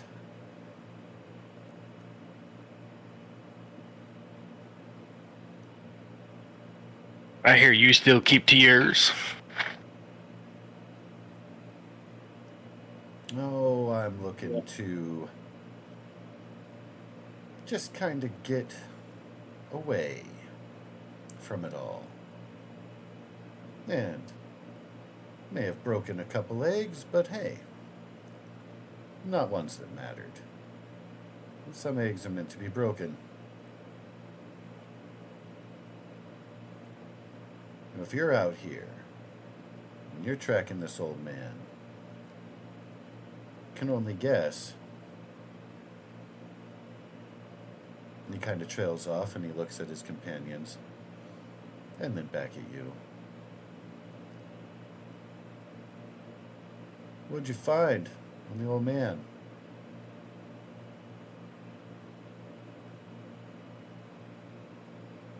His smile is starting to shrink and he's getting a little bit more serious. You can tell the playful nature of greeting, trying to just kind of disarm and make casual, but he's getting to business.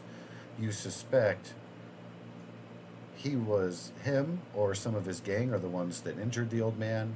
They very clearly were tracking him and aware he had something precious.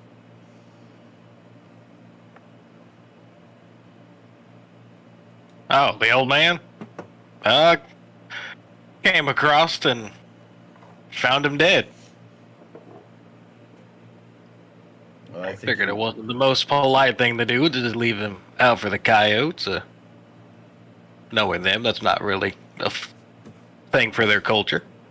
They like to be treated with respect and whatnot. Methinks we're the only coyotes out here, eh? But well, at least I found myself a pack. And he outstretches his arms to his friends who all have weapons trained on you. You find yourself without an outcast. No friends of your own, Marshall? Well, I was just on a nice and lovely walk while they took care of some things into town nearby.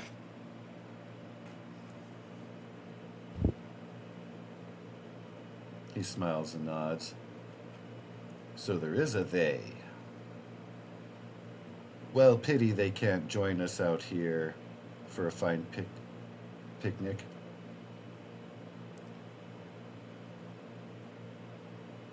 But you're doing well, Marshall, to avoid my question. What'd you find? Assuming you just happened across the old man, which, well, out here, that's unlikely.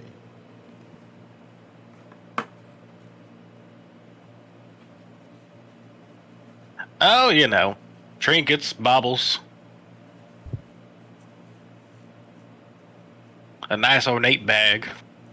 Besides that, it's a shitty old rifle. But he seemed fond of it, so I let him keep it. He was clutching it awful tight, at least. You'll forgive me if I'm a little skeptical. Perhaps you won't mind? My friends here, go ahead and relieve you of your gun belt so we can converse a little more comfortably. It's his polite way of saying, hey, we're going to disarm you. Don't try anything funny. But he's still trying to be casual with you.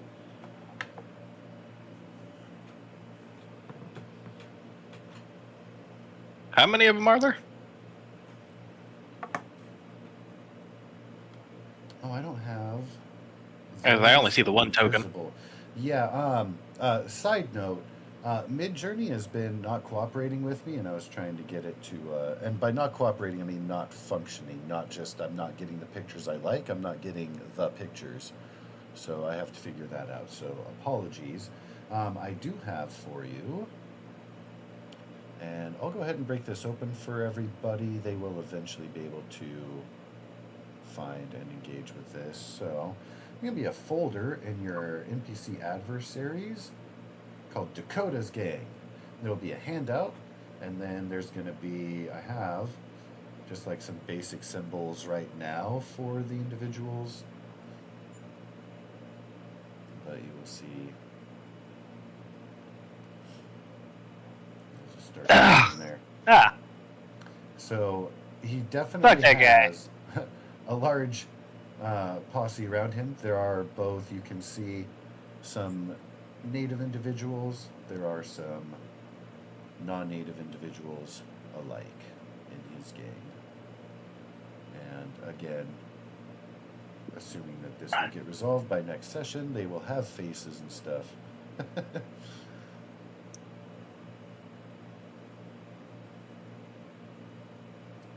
And the ones that are actually going to be present are the ones that I will be highlighting. There are more lingering, but I think I'm going to skip those until move forward a little bit. Quick look around. More than 5, less than 10.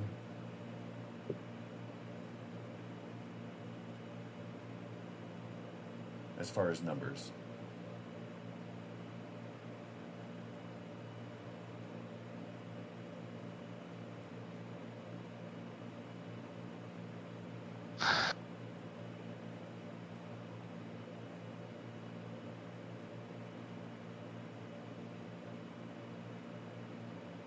As a note, since you can read the handout, none of the ladies are present here. And there are a few others that are not present either. But the ones who have their own character sheet that have been revealed now in your adversary's folder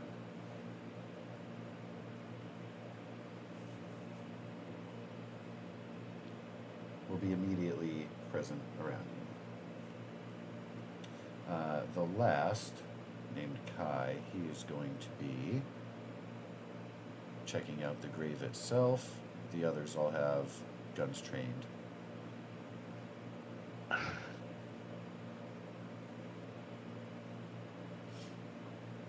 So there you are. Also in the Dakota's gang handout will be the existing bounty. Essentially their wanted poster. Because it's your job, you'll be familiar with some of them. Some of them will be totally new faces, mostly the Apache, but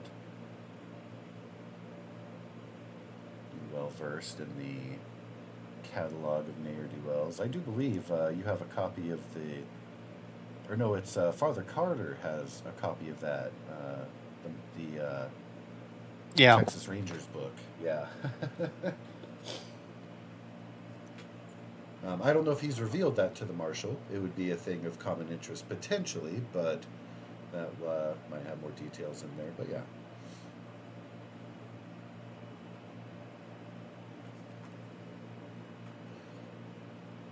So they'll be kind of lined up in like a semicircle around you. I'll go ahead and drop those on just for the sake of visual representation.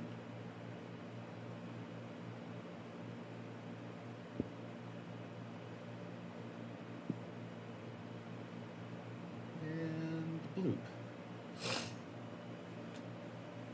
dear Lord, floating weapons. Haha, your invisible adversaries, identified by the floating weapons. My god, he's a warlock. Sorcery. I'll put the scribbles and the scrawlings of the mad scientist, by the way. Yes, I've been watching that coming in. It's very awesome.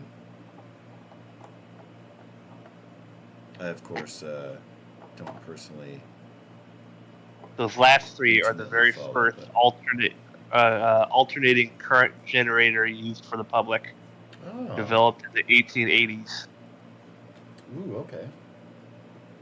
There are, of course, some developments that will have been a little bit fast-forwarded because of the continued war effort and, of course... The Ghost Rock, the new Sword Power, yeah. Salt Lake City pushing all the boundaries there. Yeah, I mean, we developed flight like almost fucking 80 years before it was supposed to. Yeah. became more interesting, more plausible. Ideas begin to abound. Right. It's interesting. So yes, good marshal, sir, thou art surrounded.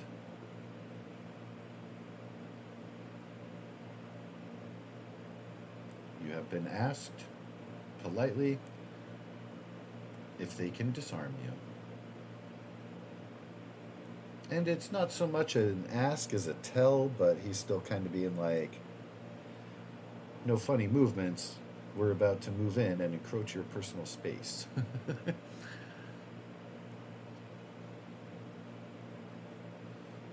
Well, seeing as you asked nicely, Go ahead and keep him where I can see him. And he nods over to his right. Red, Gizmo. You see surly looking Irishman and an also surly looking African man. The two approach, one gun trained, one coming over to remove your weapons. And then slings your gun belt over his shoulder and steps back.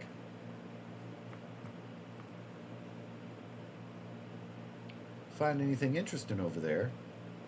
You see that the smaller framed native man has undone most of your makeshift grave and is going through the belongings present there. Looks back. It's not here. Well, old friend, is there anything we should know about those pockets of yours? Any cards in your sleeves? Before, well, we have to make sure.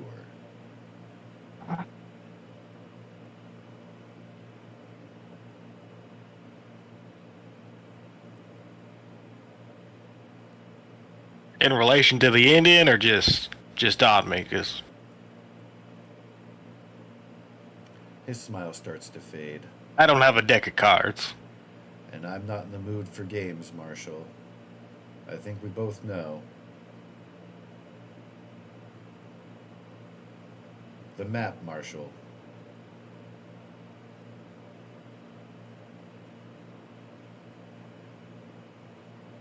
Well, don't know nothing about no map, but the Indian did have one nice knife and a big pack of tobacco on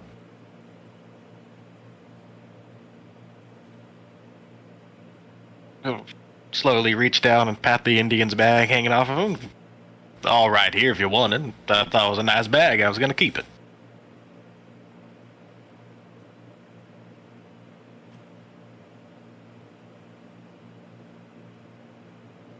So if we turn out your pockets, we're not going to find anything rolled up in there. If you insist, Marshal.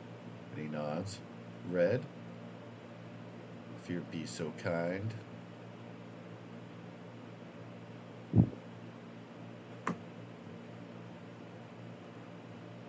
For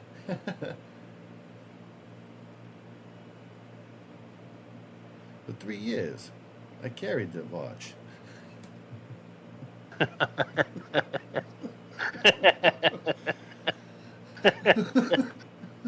Ah, God damn it. And you are starting to be patted down.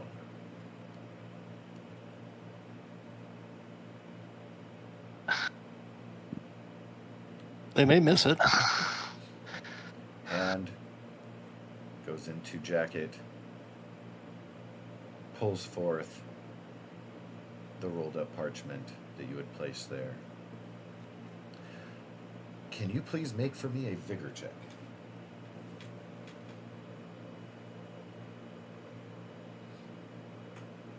Quit opening the edit. Roll the damn die.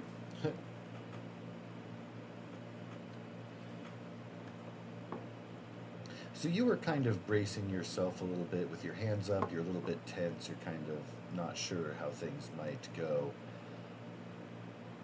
When the hand, before he even gets it all the way out of your pocket, you can feel the warmth start to grow. And there's a bright flash where you're at and behind you from the grave. Kai is blown back away from the grave site itself. Red is blown backwards. Dakota stands his ground. Blackthorn stands his ground. When the light fades from the flash and the impact, you just barely catch the last remnants of the map burning into tatters in the air. If you steal a glance at the flash that also emanated from behind, you will see it looks like the gravesite you had made itself has blown outward as if by dynamite. There is no remnant of the chief. There is no remnant of the map, except for in your mind.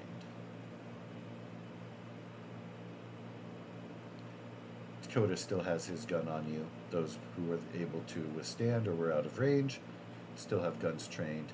They're frantically looking at each other, except for Dakota, whose steely gaze has not left you. Gun still trained. Well, that's a hell of a trick, Marshal. You'll have to teach me that one. I was about to say the same thing to you. Didn't know you went around blowing up bodies. That one's new. Still with the games, Marshal. Very well. Let's play another. A little bit of what if. See, I say to myself, what if somehow my old friend found out about the gold? Tracked the old man himself, killed him here, took the map from him. I know you've got a memory for faces. I reckon you've got a memory for places too. So if you saw that map, you've still got it in there. So I say, what if I still wanted that gold?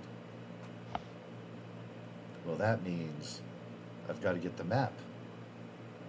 And the map is you. Where does that leave us, old friend?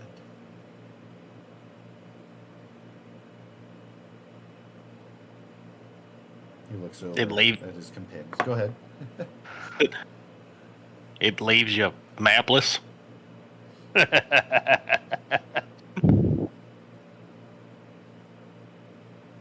Like I told you earlier, but knowing your hard of hearing,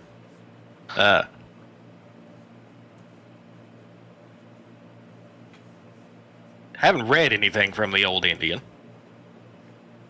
Found the baubles, kinda liked them, was gonna take them. Seen the paper, put it in the pocket. He's gonna read it later. It being a map is news to me. Sure, Marshal, sure. Good to know. Good to know why you're in the area, though. Was curious about that. Well, now that we have you... Although, I didn't take you for a prospector. Oh, we're not so simple as that, I think you know. My friends here helped with the opportunity, an old favor, and mutually beneficial ends. I assure you, Marshal, there's no reason to try to keep it all for yourself. There's enough for all of us. Plenty of shares to go around.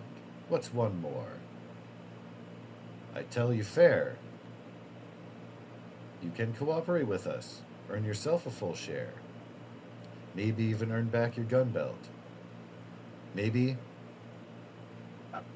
keep alive that girl we brought for negotiations.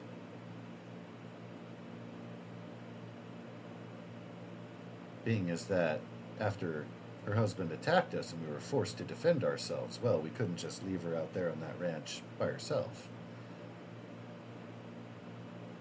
He kind of smiles.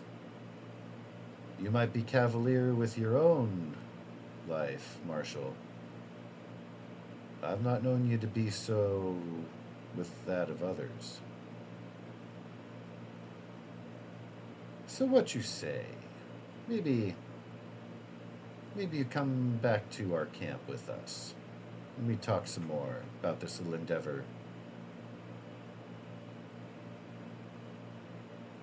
You can tell by the wicked gleam in his eye and his smile, the way he clenches his teeth. He's not asking, but you know he's getting a hell of a pleasure of hearing you say it out loud.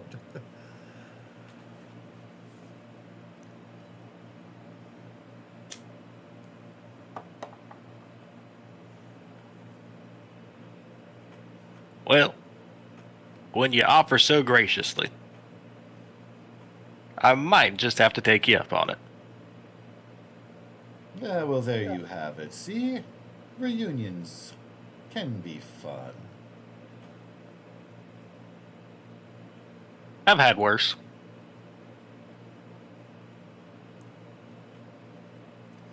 Well, you understand, of course, that we can't very well give you your own horse. I don't know. Can trust you yet with your guns, but you might be able to earn it. Prove yourself along the way. Guide us well, my friend, and I promise you'll be under my protection.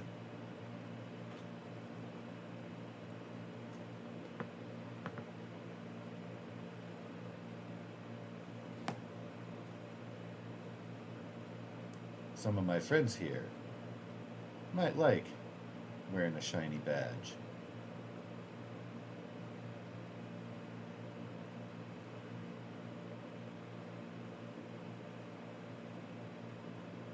Well, Dakota, and I believe that one's Hal Jackson and Red. The other one's escaping, but you three. Which way are we headed? Haha. Welcome aboard, Marshal. And he turns, begins to walk. Red, having recovered himself, points his gun at you, swishes it, just moving his wrist in the direction to follow. See Blackthorn taking his own path. Cal sticking close to Dakota. The others waiting for you to follow behind them. You can see they intend not to put you in the front or in the back along the way.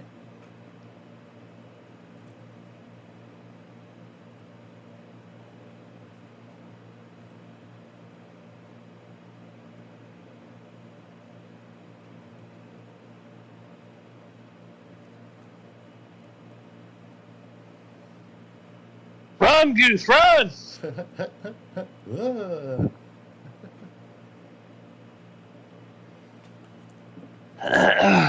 Trying to shoot escaping horse thieves when they run away from the gallows. Question, where even is the Indian's horse?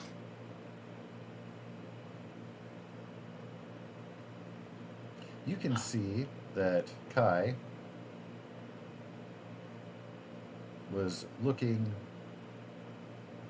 gave a shrug, is unsure whether or not to take it or leave it.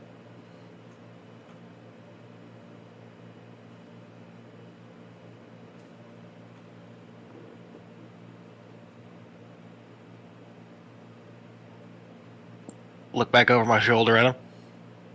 You might as well grab the reins. I'm gonna have to ride something eventually. You receive the most wicked glare you've ever received in your life, and he turns to go back to get the horse. You can just tell, like, you felt similar looks, but with so much burning for no reason. It seems like he just does not like your face. Yeah, very punchable face. Alarm bells ringing. I wouldn't say that necessarily. Something about it just makes me so fucking mad.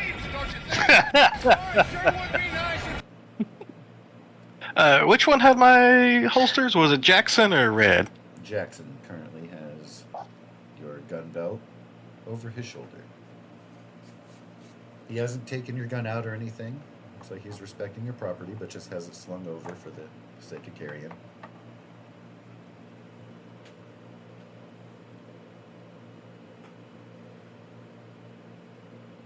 Bloop. Take a step closer to Red and kind of lean a little towards him. I could have sworn Dakota was smart enough to hire smarter people. He spits on the ground and glares at you.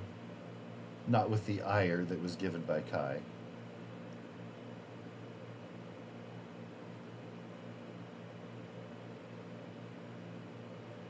And not like a clean spit, like a gross tobacco spit of ickiness. Not at you or on you, to the side. But that is his dismissive response.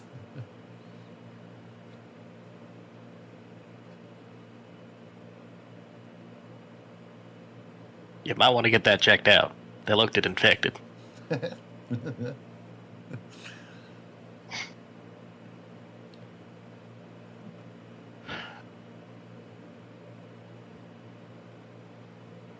Well, it's nearing supper. Let's not tally here, gentlemen.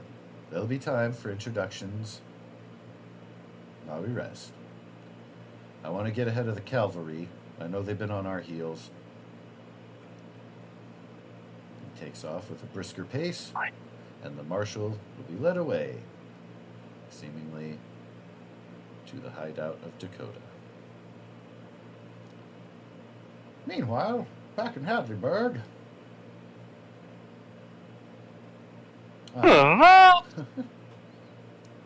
our intrepid heroes do await things and stuff. So, Father Carter, on the outskirts of town is a building. It looks like its purpose has been redefined a couple times because they haven't been able to settle on a strict architecture. The inner walls are still in a state of being completed. They are building both stories, and it looks like they've just gotten in the middle of it. Where are we going to go with this? So, incomplete. But a great foundation to work with. Okay. For the sake of things, there aren't even any tools present, as it has been completely stripped and abandoned of anything useful. But it is the shell of something that could be great. You can see the vision. You can see the steeple above. You can feel it like, ooh, it has potential. Hidden offices over there for hunting monsters. That's, he's just going through it like church headquarters. Yeah. They got a basement. Agnito's out for a stroll while he thinks and juggles his ideas.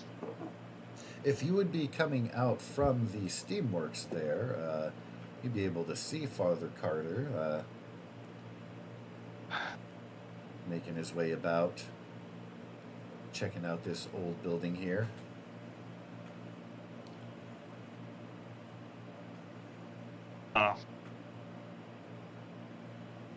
So you'd kind of be headed like, oh, I'm going back to town. Wait, I know that pure black outfit over there, and he's not covered in feathers. That's a good start.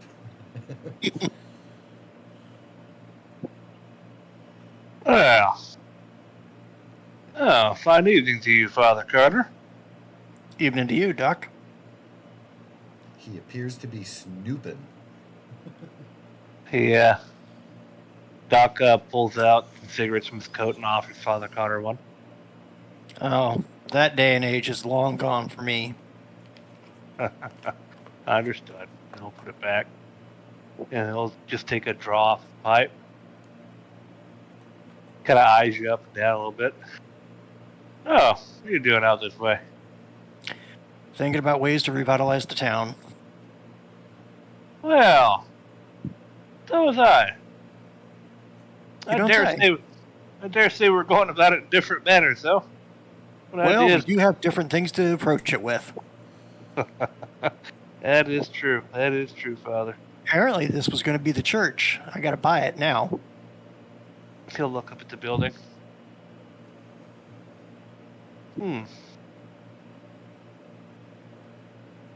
So now I just need one of y'all to get installed as the sheriff or the mayor so I can make a purchase.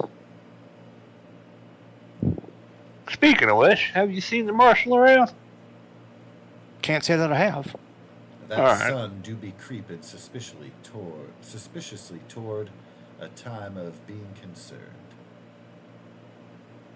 I Well, then, under the impression you haven't either since you're asking. I have not. As I was going to talk to him about just such a thing. I do intend to install myself as the mayor of this town. And I've already talked to the smithy over there about a possible generator of electricity he said he can make. And we are going to use. I will facilitate power, a rudimentary power grid for this That's town. fine. I understand. I don't think you do. He draws off his pipe. What I'm hinting at is what better place to light up first for fine folks of a morale community than the symbol of that morality. And he looks back over at the building. Well, you'd have to construct a cross that had bulbs or other light fixtures in it and then run power to it. Mm-hmm. There's other such ways, yes. My old home had it. Yeah, supposedly in in the big cities they light up signs for like the plays that are in town and that sort of thing. Yeah. I mean, not every room, but some of the, like the study and a few other things, they had it. Right there in the front. Just under where the cross would be. Put a big Sure. old colored window. Okay. Right behind that, it could be a depiction of a biblical effigy. That's going to be your purview more than mine. Sure. But behind it, you can light that up in such a manner that the colored light will spill out into the street and print said effigy there upon the road for any wanderers to see. That is awesome. It's a good use of stained glass. Or not. Maybe it'll draw an eye or two your way. That would be helpful. You offering to build such an effigy? Well, I'm offering to find someone that can build such an effigy. I'm not much of a glass blower anymore. Hmm. But the smithy over there seems to be a man good with his hands. Well, that's candy. Father Carter, can I please get a smarts check? Coming up. Once I reload my character sheet, because I had to refresh the page. I like that. I don't think you do. Sorry, that came out of nowhere. I have no idea where I pulled that out. It's fine. He just looked at him like, well, I'm not in New Orleans, so I can't imagine he would know who the hell I am. All right. I don't know what the die roll set says, but that's... Oh, shit, rolled- son. Ooh, You rolled the critical and the fumbles. Thankfully, it's a Two critical races. and zero. Well, yeah. Do we have? I wonder if this works with rolling the 3D dice and stuff. Oh, probably does. I just don't have it ticked on mine. Ah, At any rate. Not on this game. Right. At any rate. Go ahead, sir. I didn't have mine enabled. Yeah, I don't think it's a default thing. I always try to turn it on like first thing when I go through my first time setup. turn the volume Ignore this. down, etc. I'm gonna click a reroll on my thing. Yeah, Hey, look at that. piece of candy. And of course, Piece of your candy. dice are the color of your avatar color box, which you guys have assigned. Yep. And Father Whalen, you have heard similar approaches. While you're unsure of Agnito's motives, you haven't known him long, but he is dressed in quite finery. You suspect that there's an investment pitch coming. He's just standing there, It waiting for it. sounds Like, an altruism being involved, and it sounds like he's starting by offering you, like, hey, to get you a seat at the table, you'll be the first one to be able to display the benefits of this investment. So his approach is very astute, but you've heard this before. inside, he's smiling. He's like, he really did a pretty good job. I'm going to let him finish. Now, I'm not saying, Torafu, that you are pitching it. This is Donaha's pickup here. Like, he's connecting the dots. You're talking about, like, structure and building, and hey, you're doing this. He is just kind of going off of, from his experience. No. You absolutely hit the fucking nail on the head, sir. Anyway, Father Carter, you can respond as you will, but you're picking up that trail. Like, I've followed these breadcrumbs before. Yeah, it's not the first time I've had this meeting.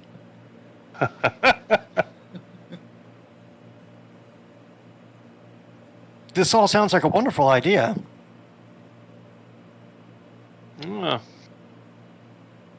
There is but a cost to it.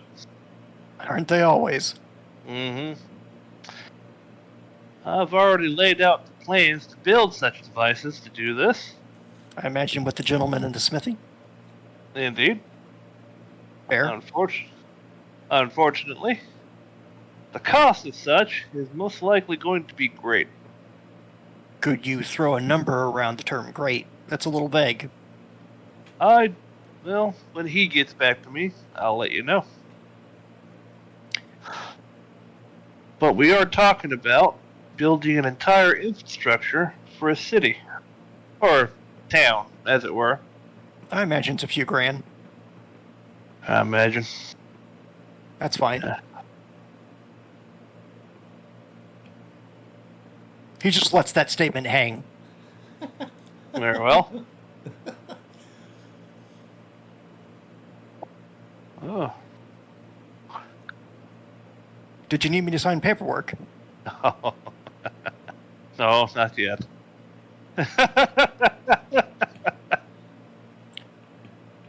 Like I said, I told a few other people earlier, I have every intention of rebuilding this town. Oh.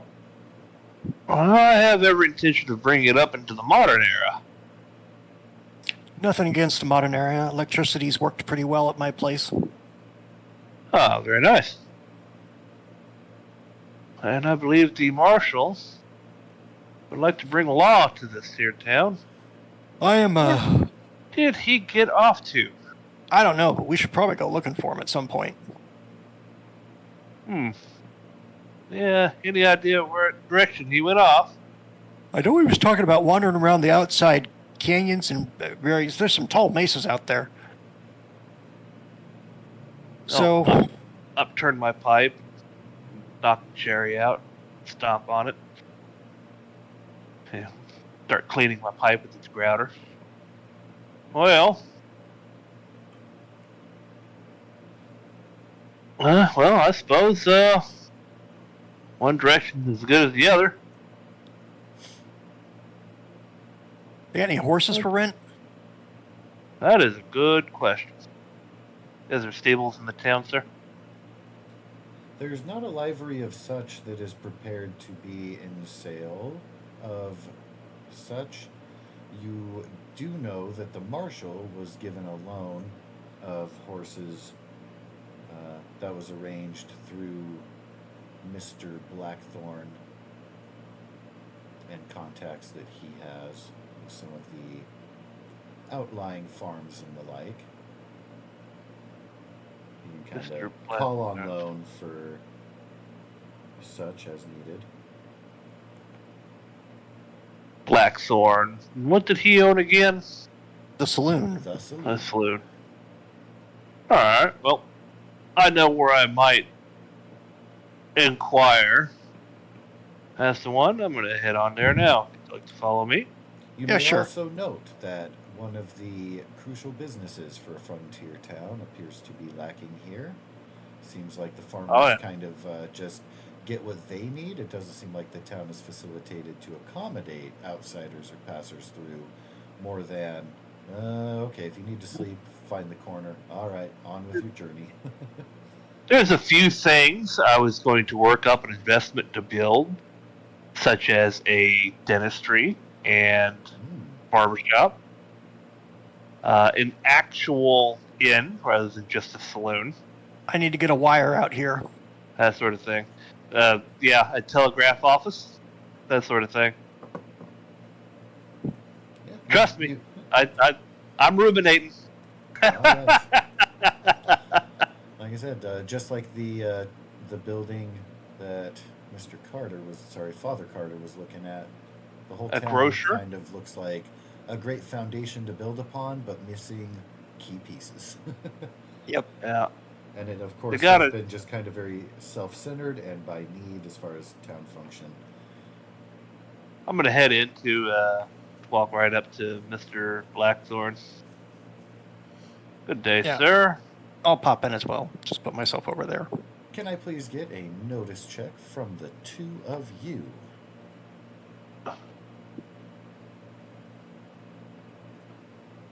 I'm assuming notice is a skill. There it is. I see it now. It is. I promise. Ooh, successes. Agnito, you were familiar, very barely kind of caught a glimpse on your way out of kind of like a little bit of an interested crowd gathering around a table. It looks like it has grown a little bit now that you're back. And you're having to shuffle through a couple patrons to make your way toward the bar and Mr. Blackthorn himself. Two of you will both overhear. Daisy appears to be chastising the paperman, Mr. Fuller. She's saying, "Are you really gonna join these fools chasing after a dream? I thought out of all of them, you'd be the one with some sense." Says, "Well, if they actually did find a way, that can be put to use for all of us. I have my own means. I'm getting an age. I'd like to retire." And as you're passing by, it appears people are listening to a drunken man. And you don't hear what he's saying because he's surrounded by people further away. That's kind of the outside chatter that you catch Okay. as you're walking by. I'll just straight up stop. What's going on? I'm going to continue to Blackthorn. All right. So, Agnito, you will hear the voices will start to kind of trail off as you're walking away, but you will hear the initial, well, that one over there, and Daisy points at the table, is filling these lots' heads full of dreams. That legendary gold they talked about. I remember my grandpa talking about it. He couldn't find it. Ain't nobody could find it. It ain't there. And Dan here thinks he's going to join them, trying to go out again after it. And she sighs, shakes her head. Dan, you plan on going alone into the wilderness? Apologies, Father Carter. And he extends a hand to Dan. He very awkwardly takes your hand, gives you a once-over. Now, Mr. Fuller, I run the local paper, Hadleyburg Gazette. He takes his hand back and grabs at his vest and straightens it, keeping his hands on kind of both sides. I apologize, Mr. Fuller. I will use that in the future. Didn't mean to be so informal. Well, you look like a newcomer here. And he kind of smirks. You can kind of see it under his handlebar mustache. You know what he's alluding to. He knows you're a newcomer because they ran out the last preacher. It's kind of a prevalent thing. Yeah. Well, I'm not dressed in tar and feathers, so I think I'm doing better than the last guy. And he just smiles. He chuckles. Ah, well. I'm not one for flights of fancy. But that one there, he says, he's pretty sure. He leans in. They're talking about that outlaw Dakota. And we know he been around because he orchestrated that jailbreak. Seems he's I part of see. his gang. And he been talking about what he's doing in the territory. Chasing after that legendary canyon of gold. We ain't heard about it in some time. But I tell you true, there's a lot of conviction. Seems he's onto something. I don't think that outlaw would be showing his face around here if it wasn't for something serious. We're trying to bring people out to find it. He shrugs. Be that as it may, I ain't decided, but it's a mite tempted. So, this sounds like a good story for the Gazette. Well, see, that's what it's about. Even if they don't find nothing, it'd be, I'm sure, put the paper in a few hands. People like a good. Would you like good mystery. company? Well, you know, they're talking over there. There's some people saying they wanna, and he kind of leans in to whisper. They're talking about joining up with Dakota, walking in, making Chavez there, wave a white flag and bring us in and into the fold and earn us a share in the whole endeavor. Might risky. Sounds like it.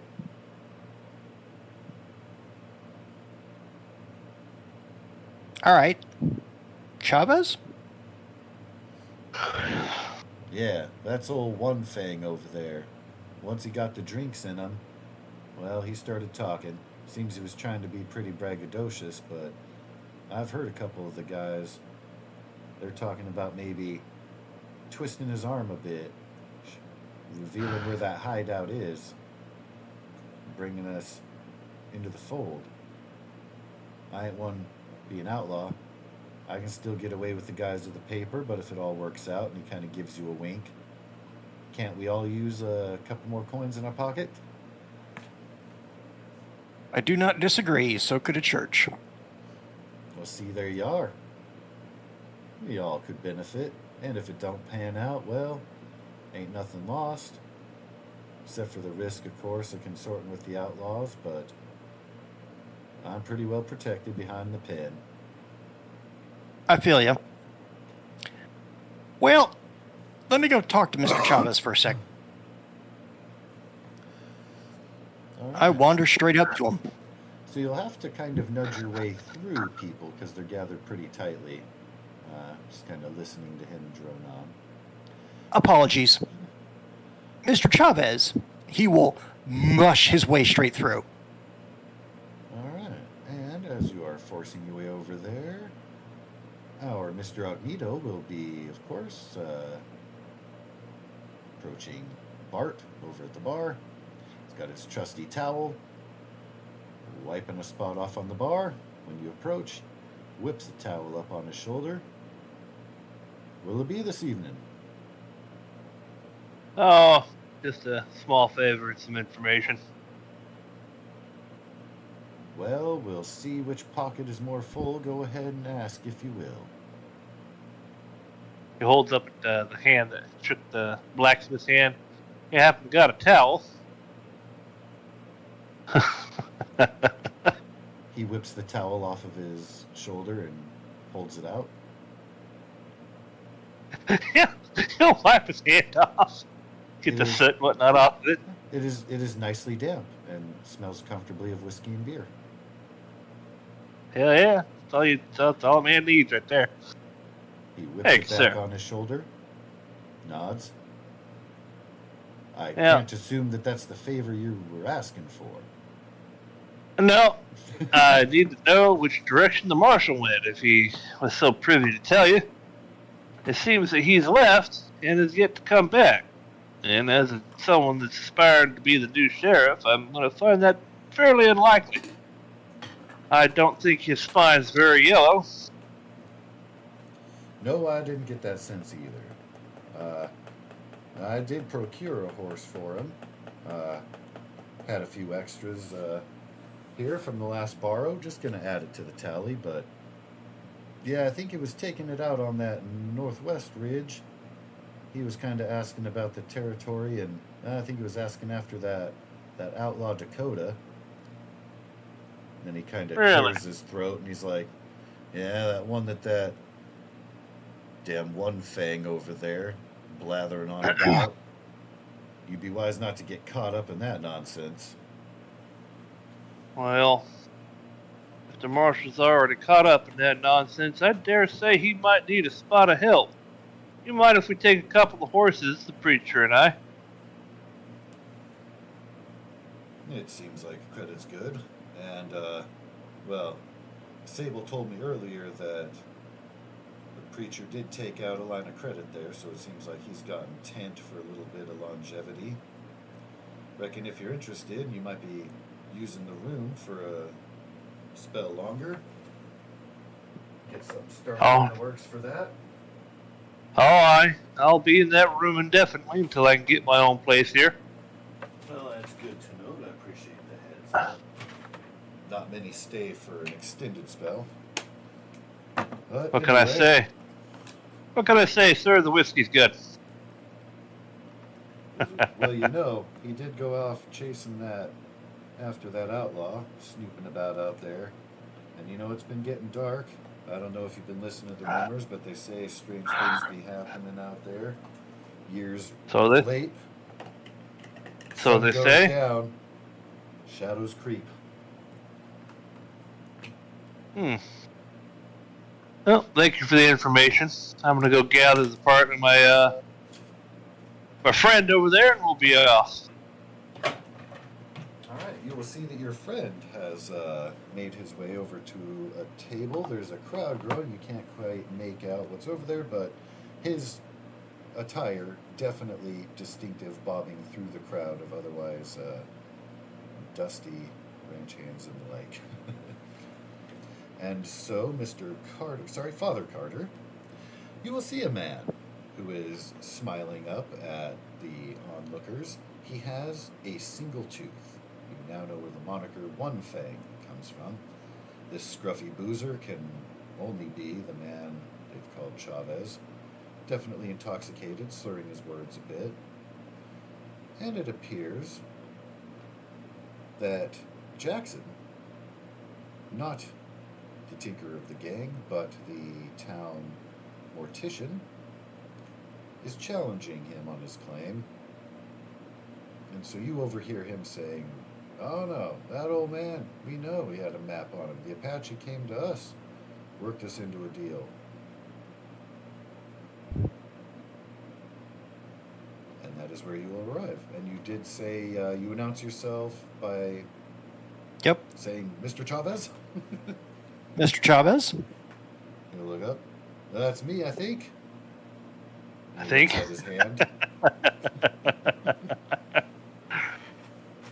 And then he smiles up at you. He will take his hand and shake, and then he will use the holy power of light on himself to create a soft halo behind him. Is that public for everybody to see? Hell yeah. Everyone is shrieking away from you. There are gasps. Ladies present are clutching their pearls. Men present clutching their hearts. And it just looks like a giant halo right above his head. I'd like to talk to you about something that might help this town and the Lord.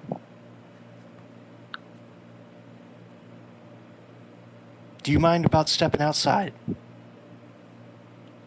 You can see My name he is Father Carter. Utterly confused and looking at his hand again, blinking a couple times, looking around at the other people.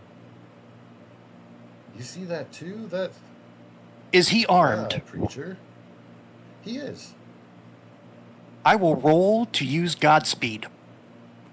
I intend to disarm him. What the fuck? So we do want to invoke with your prayers the use of your Faith. Governing faith. Damn straight. Let's go.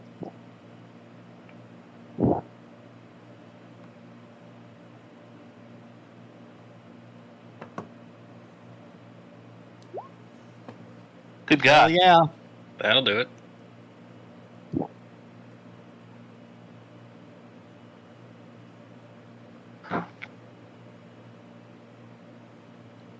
That's a success. 2 raises. It is. Yep. Sure is. So what is Godspeed? All right. Let me pull the text file back up. Sorry, 1 second. I will copy this all and stick it into the chat because I don't have it on the sheet yet, but I have Okay. everything written down. Oh, no worries.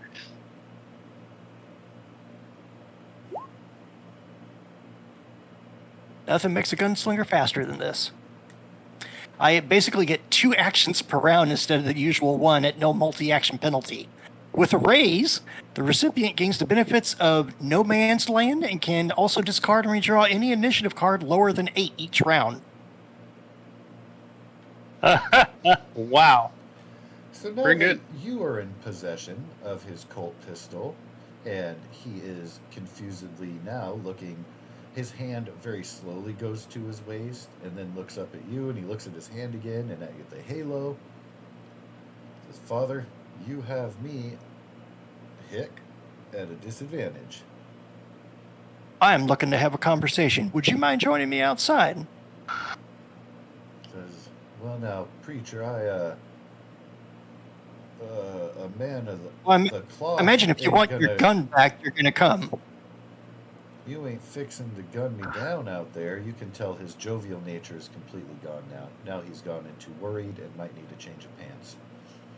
I am not interested in gunning you down. I am interested in talking to you about where I can find your friends, because I think you might have someone that belongs to me. At what point do I arrive? You're going to arrive when you see the halo, and then you suddenly see incredibly fast movement. If you blinked, you would have missed it. And the man looks at his waist. He has a gun belt on, but there is no gun in his holster. And the preacher is asking for conversation. So you're able to see that go down. I didn't have the impression you wanted to interrupt him in the middle of his Without skipping a beat, Agnito will walk up to the man, to the drunk man, put a hand on his shoulder, lean down, and in a not so quiet whisper say, "When a man of the cloth with a halo on his head wishes to speak to you, I highly advise you hang your head and you speak to him." And he pats him on the shoulder. Very slowly, he looks up at you. Incredibly foul breath breathed into your nostrils. And then he looks over and he hangs his head, as you've instructed, and begins to walk in the direction of the door. And then Father Carter looks up and like, oh God, did I let that show again? Agnito will actually see if he can reach up and touch it with a finger.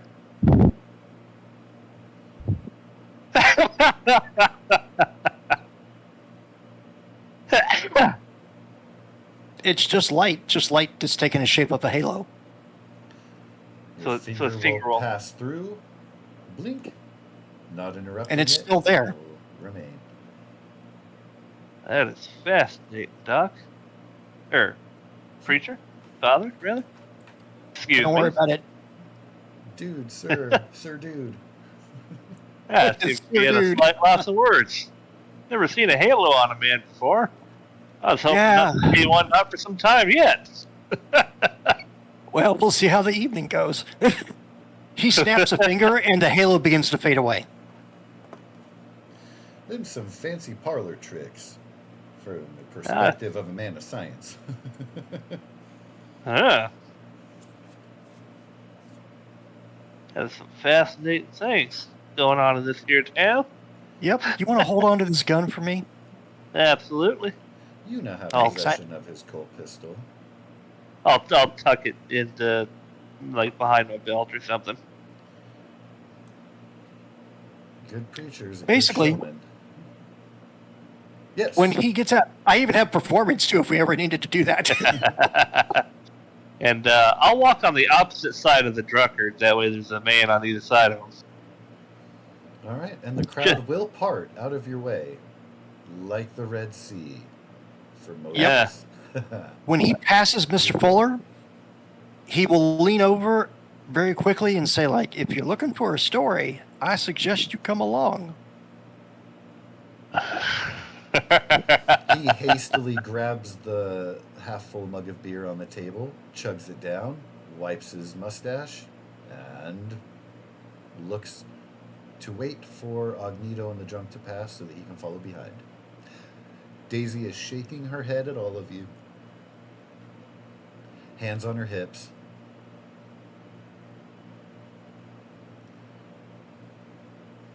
He will let Agnito keep walking him out, leans over to Daisy, and says, Madam, this is the best way I can think of to keep the town from joining some foolish endeavor, and we can figure out what happened to the marshal. And then he walks away without waiting for a response. Alrighty. Outside, you see, dusk is getting closer. Sun is beginning to fall behind the mesas in the distance. You can see that distant moon starting to come up. No stars yet on the fringe, but you anticipate their arrival soon. The town itself is starting to diminish in activity, except at the saloon. Basically, what I want to see happen, because we're getting close to midnight for me, Right, yeah. is I want him to take us to his gang, because we'd like to get in on this action. So The you're real going reason... to take the idea that Fuller had overheard some other people talking about, like, hey, man, get in there. Totally.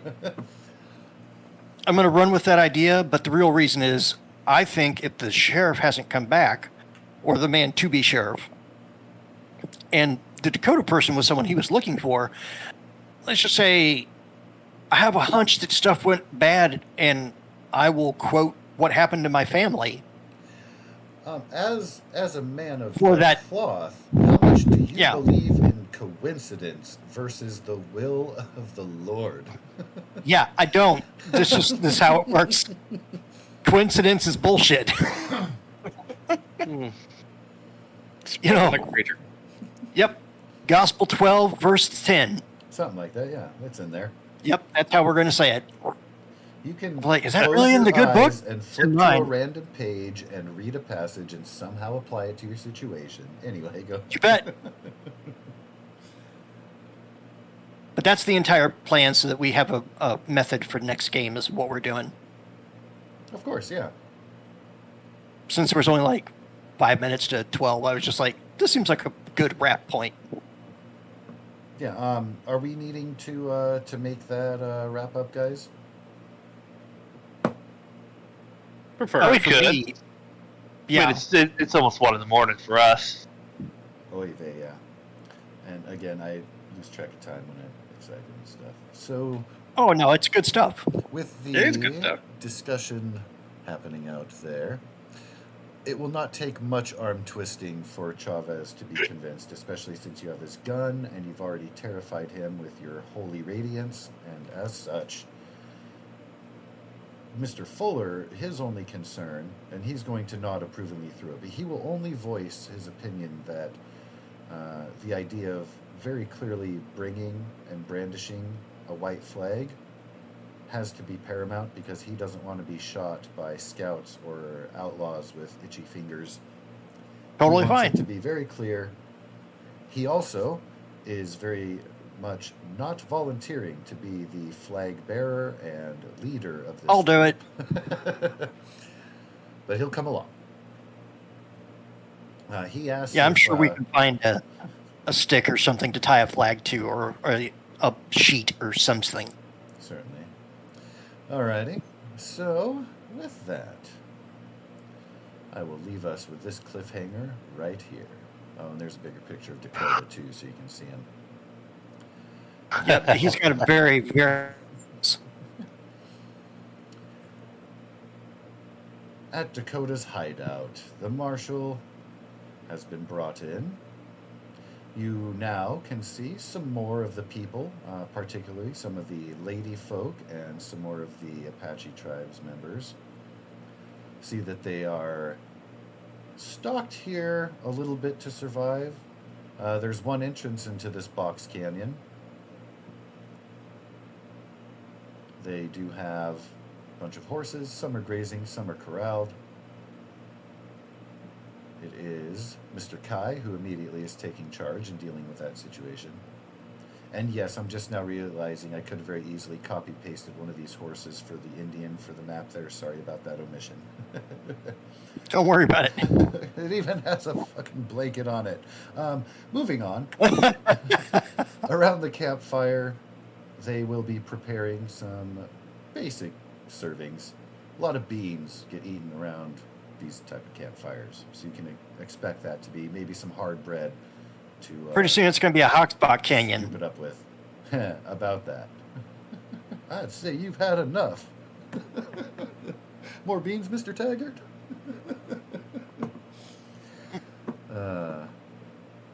Oddly enough, for all the things offensive in that movie, that scene is what grated a lot of people wrong back in the day. Anyway, getting out of Mel Brooks and back in reality here. So, cliffhanger to be left here.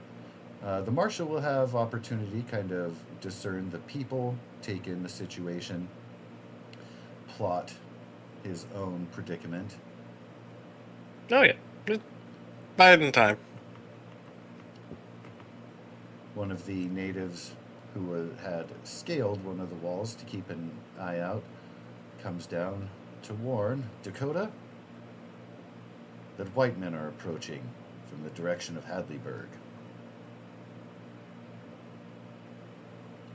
And Dakota gets serious, and he starts snapping his fingers and pointing as his agents begin to gather. Marshal, you are directed to accompany, and you know that they're going to be heading over toward the entrance of Canyon here to greet the oncomers. And that there, bloop, is where we shall All leave right. off. Perfect.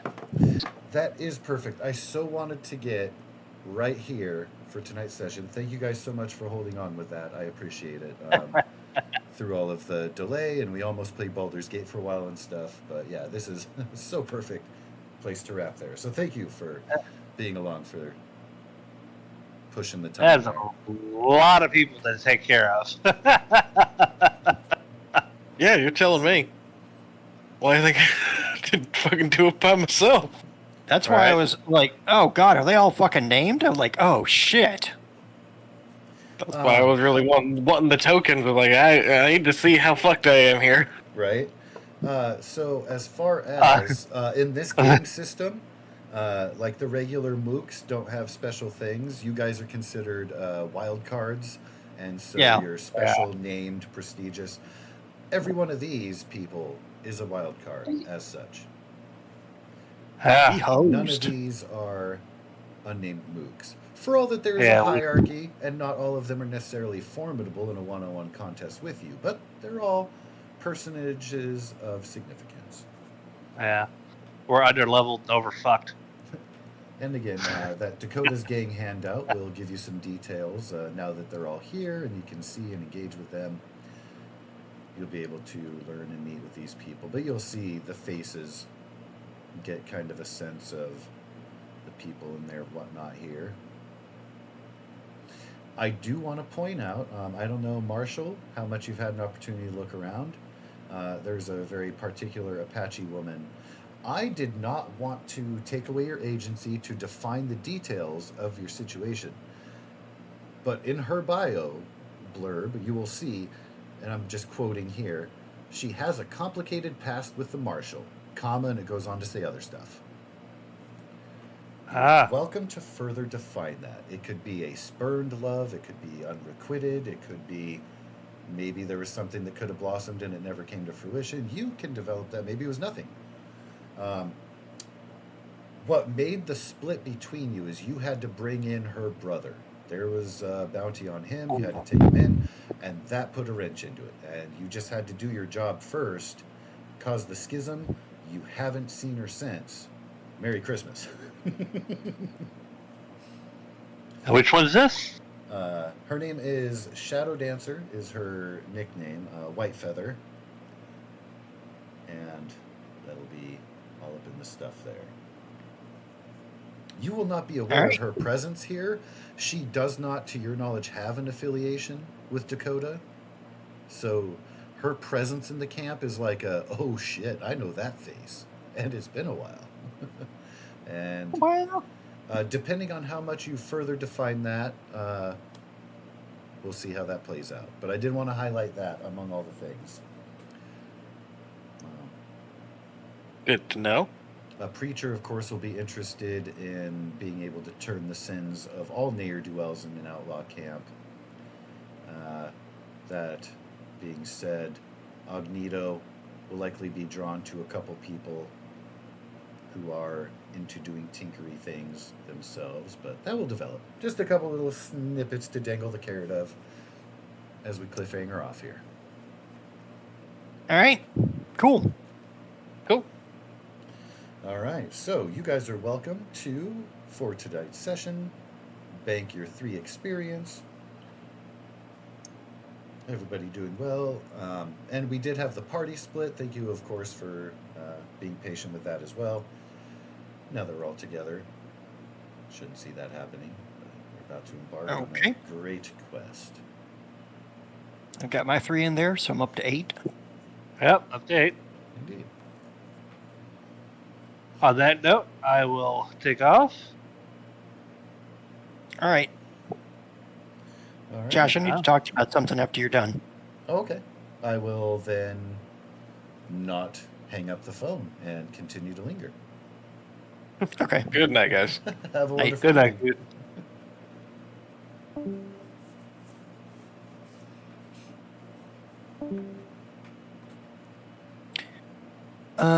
So apparently Patreon double charged me again. How so? So I sent the money over on the 160 because for some reason they were giving me a credit on the 20th when my subscription was up. And so I then sent the $50 via Venmo to you. Mm-hmm. And then at 7 o'clock today, they charged me another $210. Oh, okay. I'm loading that up now. I do see that. So I wonder, so it probably did like a prorate thing or something weird, but... Yeah, I kept trying to do it. It didn't do the prorate. It kept trying to say, like, you're going to get charged this much today and then on the 20th. And I'm like, all right, so I'll just wait till the 20th and do it. And I just didn't catch on to the fact that it was the same shit again. I thought, like, well, that's weird. Why am I getting a $50 credit? And just did not put 2 and 2 together. I'm going to call Patreon tomorrow and see what I can figure out. Oh, I should be able to do a refund. Okay. I should be able to find a way. So here's what I would, if you can find a way to do a refund, here's what I would like you to do. The $50 in Venmo, just keep the $210. If you can refund the $160, I'm fine. Because then it gives you a little extra for the month. Let me see. I know that there is a place. So if you're not in a rush to get off, I should be able to resolve this like now while you're here. I just have to find it. Well, 'cause I know I've shit. seen it. All right. I'm not in a rush. I can guarantee you my wife's far more excited about this getting solved than me getting to bed. Okay.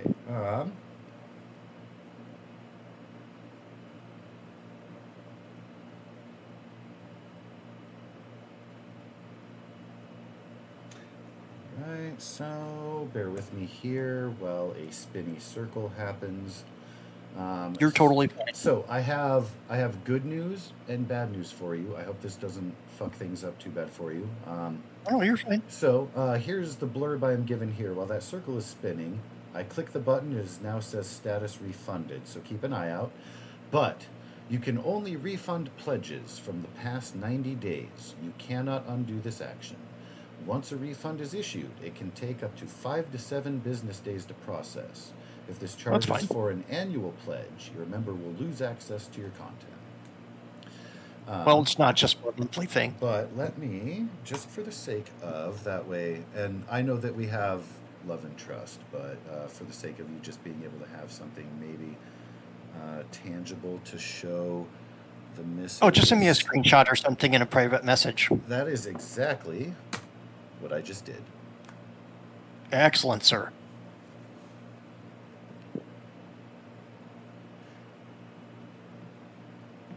All right, perfect. I will share that with her and let her know that that's what happened. Cool. Excellent.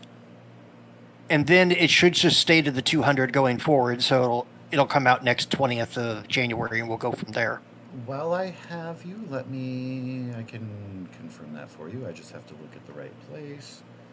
And the only reason we still do it on the 20th is that for the first, which I know is why you try to get rent done, that's our mortgage payment too. So it's just Right, like I can't yeah. do it at the beginning. Yeah, that rolls in for everybody as such. Okay, so looking at my next charge date, and I can scale this in. I have yours set on your tier. You're at the Quad Gamer Elite tier. I don't know if you've customized the amount or not. No. Yeah, should just be at the base. And then I'm showing next charge date, January 20th, 2024. Perfect. All right. Thanks for bringing that to my attention, because I didn't get an email about that or anything. So I think that, yeah, it did something weird to like fix prorate or whatever, and then charged you again on the like recurring date. So These things happen. thanks for highlighting that, and yeah, thanks for hanging out. I would much rather have that resolved rather than go, oh, I'll look into it and let you know tomorrow, because I hate that. Wanted to make sure I got that addressed right away. So thank you. Yeah. No worries. And then I have a couple of tiny questions. Did you like the Maho priest tokens and stuff? Dude, okay, so I absolutely love so much. So I first saw the token and I was like, dude, that might be my favorite yet, which is hard to say because every single one, I really love the ones you did for Esper because they were thematic and unique. Like, so just keep knocking those out the park, like amazing. The only thing I would say is that they would be older and like evil and decrepit and having lost a little bit. Those guys are both a little bit pretty, but I also really like that. Like it's amazing art and stuff. So I'm like, the Well, I'll make Shadow sure. can be maintaining them differently. I don't know how difficult it is to Yeah. like age or defile them, but or like gray the hair or anything like that. But I just absolutely love it. Yeah. I can see what I do about graying the hair. Well, I and think that might also be the too, easiest thing to do. because you had sent me a token for Asahi's mom too, right? Oh, yeah. Yeah. Actually, I'm gonna go look at that. Yeah, I love that. Aside And then from that this- Sumeru guy. Do you remember the one that I cut the neck on? Oh no! I will never forget Bayushi Sumaru. Here's free background for you. That is my Scorpion character from my very first L5R campaign ever. That's fantastic. Now, of course, for the setting here, it's a little bit different. So he's got some background tweaks that I'm going to do. But no, don't you worry. He is just kind of patiently waiting at the moment and observing, but he's going to be a thing. And you won't come to love him, sir. I'm just... Oh, yeah. No, I don't expect to. I'm going to have a very love-hate relationship because I like Airi, but I know that there's so much wrong in the clan, too. Can confirm. Yep. And I made sure, just because they say that scorpions will show a little more skin, that get a little male cleavage going on for the girls. Oh, yeah. But yeah, I showed the token for Asahi's mom to Torafu, and he was just like, wrote back wood. I'm like, oh, okay, great. So I hit the MILF thing. He's like, yep, totally. I would absolutely do that.